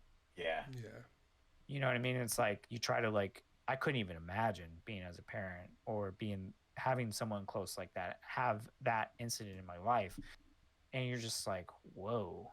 Like, did I like, cause then you really start to question, like, is it a pattern that I displayed? Is it a pattern that I just didn't recognize? And you'll just let it eat yourself out alive. So it's like, there needs to be a fine line on how, like, you overanalyze things as well, and how you Yeah. you know, look at it, because it's not always people are willing to like express themselves too, because it could A be as lot of simple as people aren't. Yeah. like because people are afraid of confrontation a lot of times too, is like as simple as like, I don't know, maybe someone from Boston that has like a Boston like phrase that you don't really like, Yeah. and they've been calling you that, but not in a derogatory term, just like because that's just how they are, that's just their personality. And if you don't ever say something to them, be like, hey man, I really don't appreciate being called this. Like, Yeah. you know, They like I can't know you correct don't the mean behavior. anything bad Yeah. about it. I know you're not being offensive. Like I just personally don't like it. So I'd appreciate it if you did. Yeah. Now, if they still double down and they're just like, fuck it, I'm just still gonna call them that. Yeah. Now we got issues. You know what I mean? Because Yeah. now you're just being a dickbag, Yeah. right? Yeah, because And I it's like, struggle oh, with okay. that sometimes too. With like, cause Yeah. I think everyone hates confrontations. But Yeah. there's certain people like me personally. I just don't like to deal with confrontation because there's always a problem. There's always like, Yeah. it takes a lot out of you to be like, yo, stop doing that or stop doing this. It'll take a lot out of you. And like you'll see, I've been working on that. I think I've gotten better at it over the years. Obviously, Well, it's because as I people have gotten older. egos. So it's like Yeah. if someone comes to you and you're like, hey, like, I don't like this about that. Some people that with like giant egos are just going to be like, well, that's a Gonna take it as personal an attack. attack. That's a Yeah. personal attack on me, instead of just being like, hey, no, like, I'm just, I would like this to be changed, or like, I like to throw this out there, or this or Yeah. that. And it's like, if you're able to do that in a successful way, it's going to go along a lot better than opposed to like just keeping it in, or the opposite, or like you say something and it's like every time you say something, something crazy is going down. Yeah. You know what I mean? Yeah. So it's like Yeah. either, or it's like, do I keep it in, or something crazy going on, or can we just be like real? Can we Yeah. just be like, you understand that I'm not personally attacking you, I'm just letting you Yeah. know how I feel, and you're open to the idea of receiving that without being Yeah. offended. And I think Yeah. some of that goes to the like pulling people to the side. Like, we have this lady, our accountant, who works for us, right? And she's always fine in person. I've never had an issue with her in person, but like she will kind of like send antagonistic ways of correcting behavior to some of the other managers, and I don't like it. Like, I don't like anytime someone seems like a bully. Like, I personally become offended because I'm like, oh nah. Yeah. I see that you've got this like demonic personality, and I'm not going to stand for it. So I get myself in trouble defending other people. But Yeah. like, there was one thing that she did like 2 weeks ago, and I was like, hey, like, yo, you could have texted me, you could have called me. Like, you have my personal phone number. Right. You didn't have to put me on blast. Like, and it wasn't even something that I personally did. It was right. the guy that now works with me, and it made me look bad. And I mean, I wasn't I wasn't mad at what he had done. I was mad more so at how she chose to address us Right. when she had the ability to do it. So like, I could have reacted in a manner where I got unprofessional, and Sure. you know, because the way that she did it was wrong, and I could have Right. clapped back at her publicly, but I Yep. didn't. Yeah. There's definitely times and places to correct behavior when you don't like something. Like, were we in the wrong? 100%, 100% in the wrong. But there's avenues in which you go about correcting the behavior. Absolutely. So then that way Yeah. you can come to them personally next time and be like, hey, Brian, Yep. that was dumb. Why are you doing that? Yeah. You know, and I would be like, yeah, you're right, LOL. You know, there's exactly. ways around it. Like, you have to approach people with the right mentality. Don't attack people as you're correcting the behavior. Be like, hey, Right. dude, you're doing this. This is stupid. Stop doing Yep. this. Yeah. I don't like it. I don't care for it. I think it's something that you can control. Just wanted to let you know how I felt about it. Like, there's ways that you can do. Yeah. And Yep. most people will just drop out of your life. Like if you're a person who, Yeah, if you're a wrong people person, will drop yeah. out of your life. But I'm saying if you're a person who has had a lot of friends and then you realize, yo, I haven't seen like these How 10 many people friends? in a while. I'm telling you, most likely, I'm sorry to be the first one to tell you, but most likely You're the problem. You're most Yeah, likely you're the 100%. problem, and like Yep. they didn't feel like dealing with it, and they just Yep. dropped out of your life. And if you 100%. find that happening a lot to you, bro, you might need to like Yeah. reevaluate yourself. I think it's really important to self-evaluate yourself and like your own Yes. mannerisms and how you act and your attitudes, and just try to develop over time. Because you don't want to be that person that's stuck in time, that's stuck Yeah. to being the same person you was 20 years ago. You know what I mean? Yeah. Like you don't want someone like- looking at. It's like in gaming, like when you review your VOD. Yeah. It's like Yeah. the same thing. Like if you ever look back through your VOD and your stream, you're like, oh man, I could have played that different, or I should have done Yeah. this, or this or that. It's like just self-reflection, right? It's like Exactly. you're watching it back to learn something. Yeah. And it's the same thing that you could easily apply that to anything. Exactly. It's like, oh, 100%. I'm trying to learn this. It's not like I'm like watching my ego, like, oh yeah, like watching me, watch me. You know what I mean? Yeah. Like, Yeah. it's like no, like you're trying to learn something from this experience. Like, oh, where did I go wrong Yeah. here? Or oh, I did that good. Whatever it is. So, self-reflection, like you said, I think is definitely something important. Yeah, Yeah, yeah, huge. 100%. Like I think this happens to a lot of people. That like they'll look back at something, realize they did something bad or something wrong, and they'll change it for the better. But then the person that they did that to will expect them to do that again, and like Yeah. they'll say something about it, and now you're frustrated because you changed that, and they don't realize that. True. I'm that way sometimes. That happens to I'll a lot correct of the people. behavior. Yeah, Yeah. That is yeah. true. At least the people who reevaluate themselves and change a lot.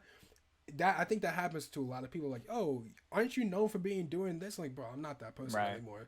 And it sounds Did funny, you sell my but brother like, into slavery 2 years ago? Like, I don't do that no more. Yeah, exactly. That was last week. I'm not gonna lie. Like, I'm that way sometimes. Like, I'll get frustrated about like something I've corrected, and I'm like, "How come you didn't approach me about this?" It's like, "Well, you're acting this way like 10 Right. years ago." It's like, bro, I'm 32 now. Like, I have a Yeah. kid, got a wife. Like, I'm 100% Different. better than when I was. yeah, Yeah. I hope so. I may be a little bit more guarded about some things, but like how I Right. treat people is different. How I, try to be in the communities that I'm in is different. Like I want to Yep. make a legit impact. It's not just like, hey, I got to do whatever I got Yeah. to do to make money, Yeah. take care of myself, and like, hey, you're on your own. Like it's like no, dude, Mhm. like I'm a much better person.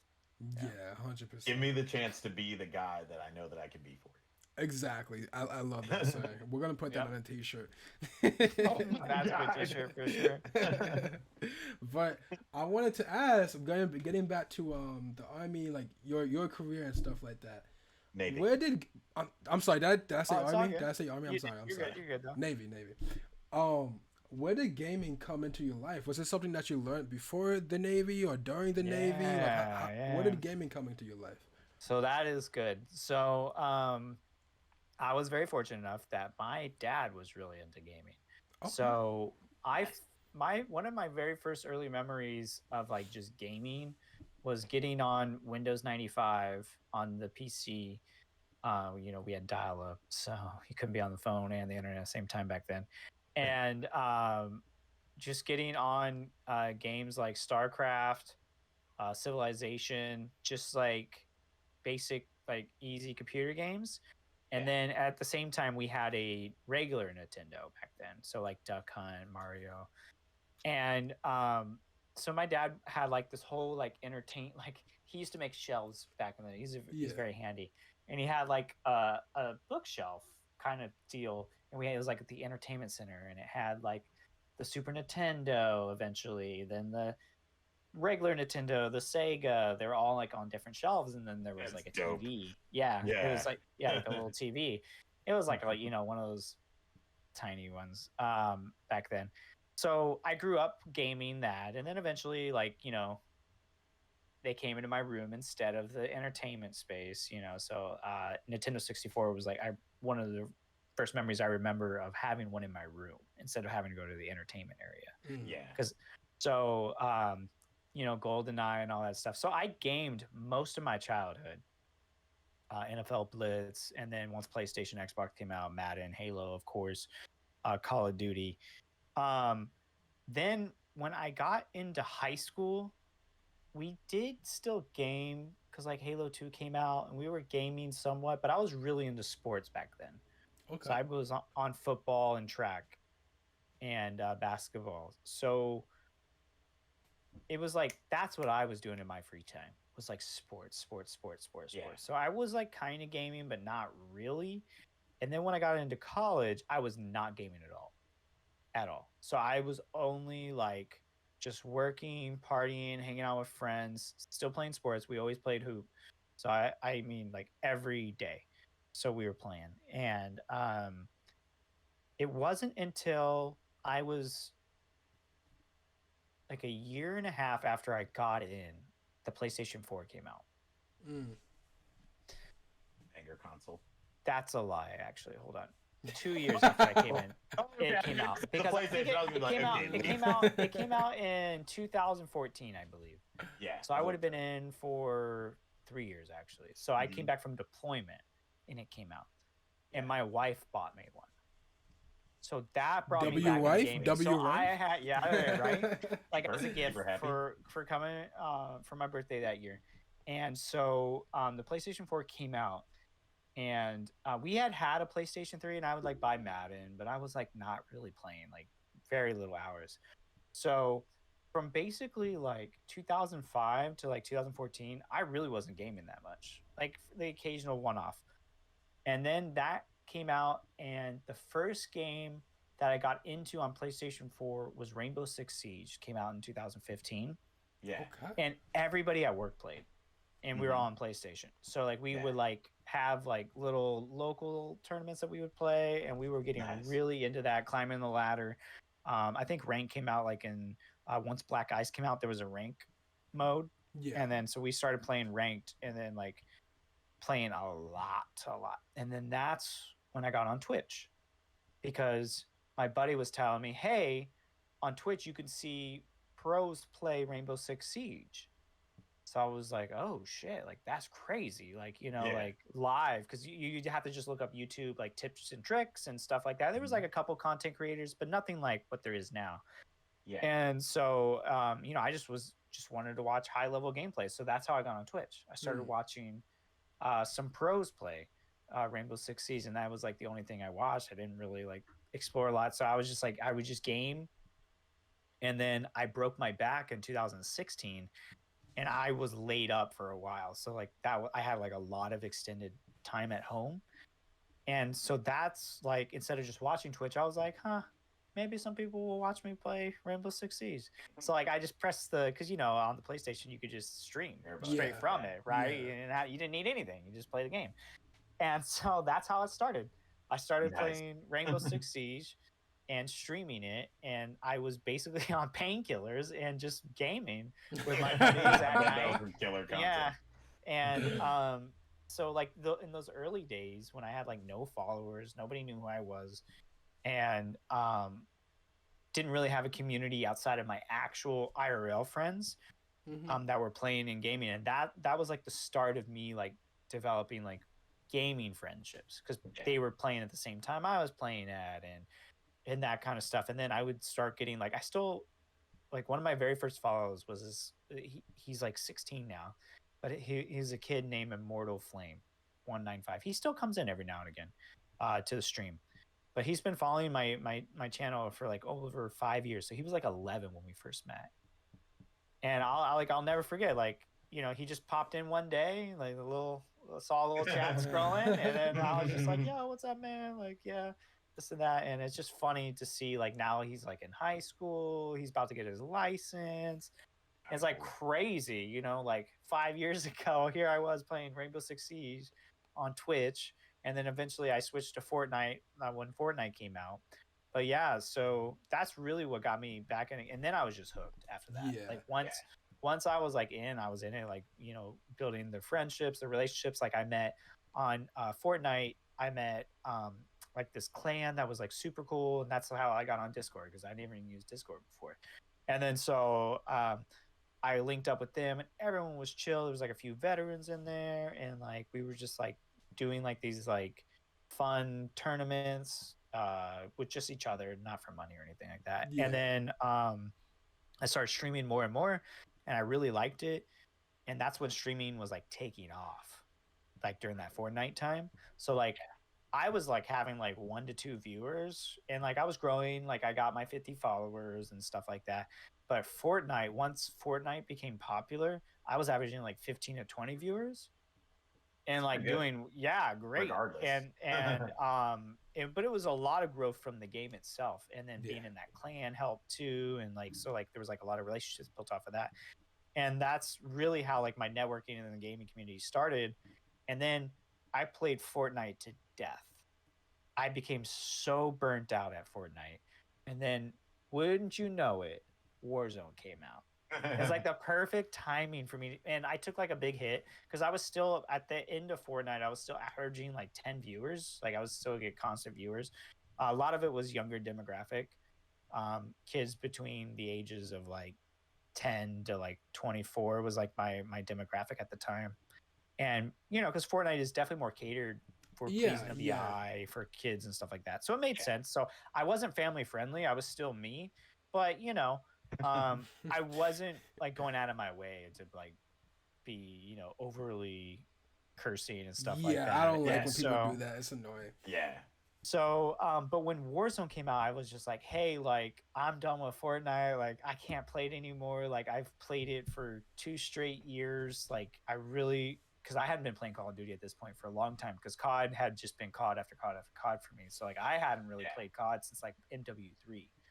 And so Warzone was, like, me coming back to just COD in general. And my buddies had been playing Modern Warfare 2019, like a couple IRL buddies had been playing 2019. They always asked me to play it. I'm like, no, I'm not buying that game because I know I'll just play it for a month and then I won't play it again because I had no idea Warzone was coming out, right? Yeah. And then Warzone dropped. And then I bought the game and, of course, grinded the guns. And then, you know, I was immediately hooked on that and we were playing all the time. And then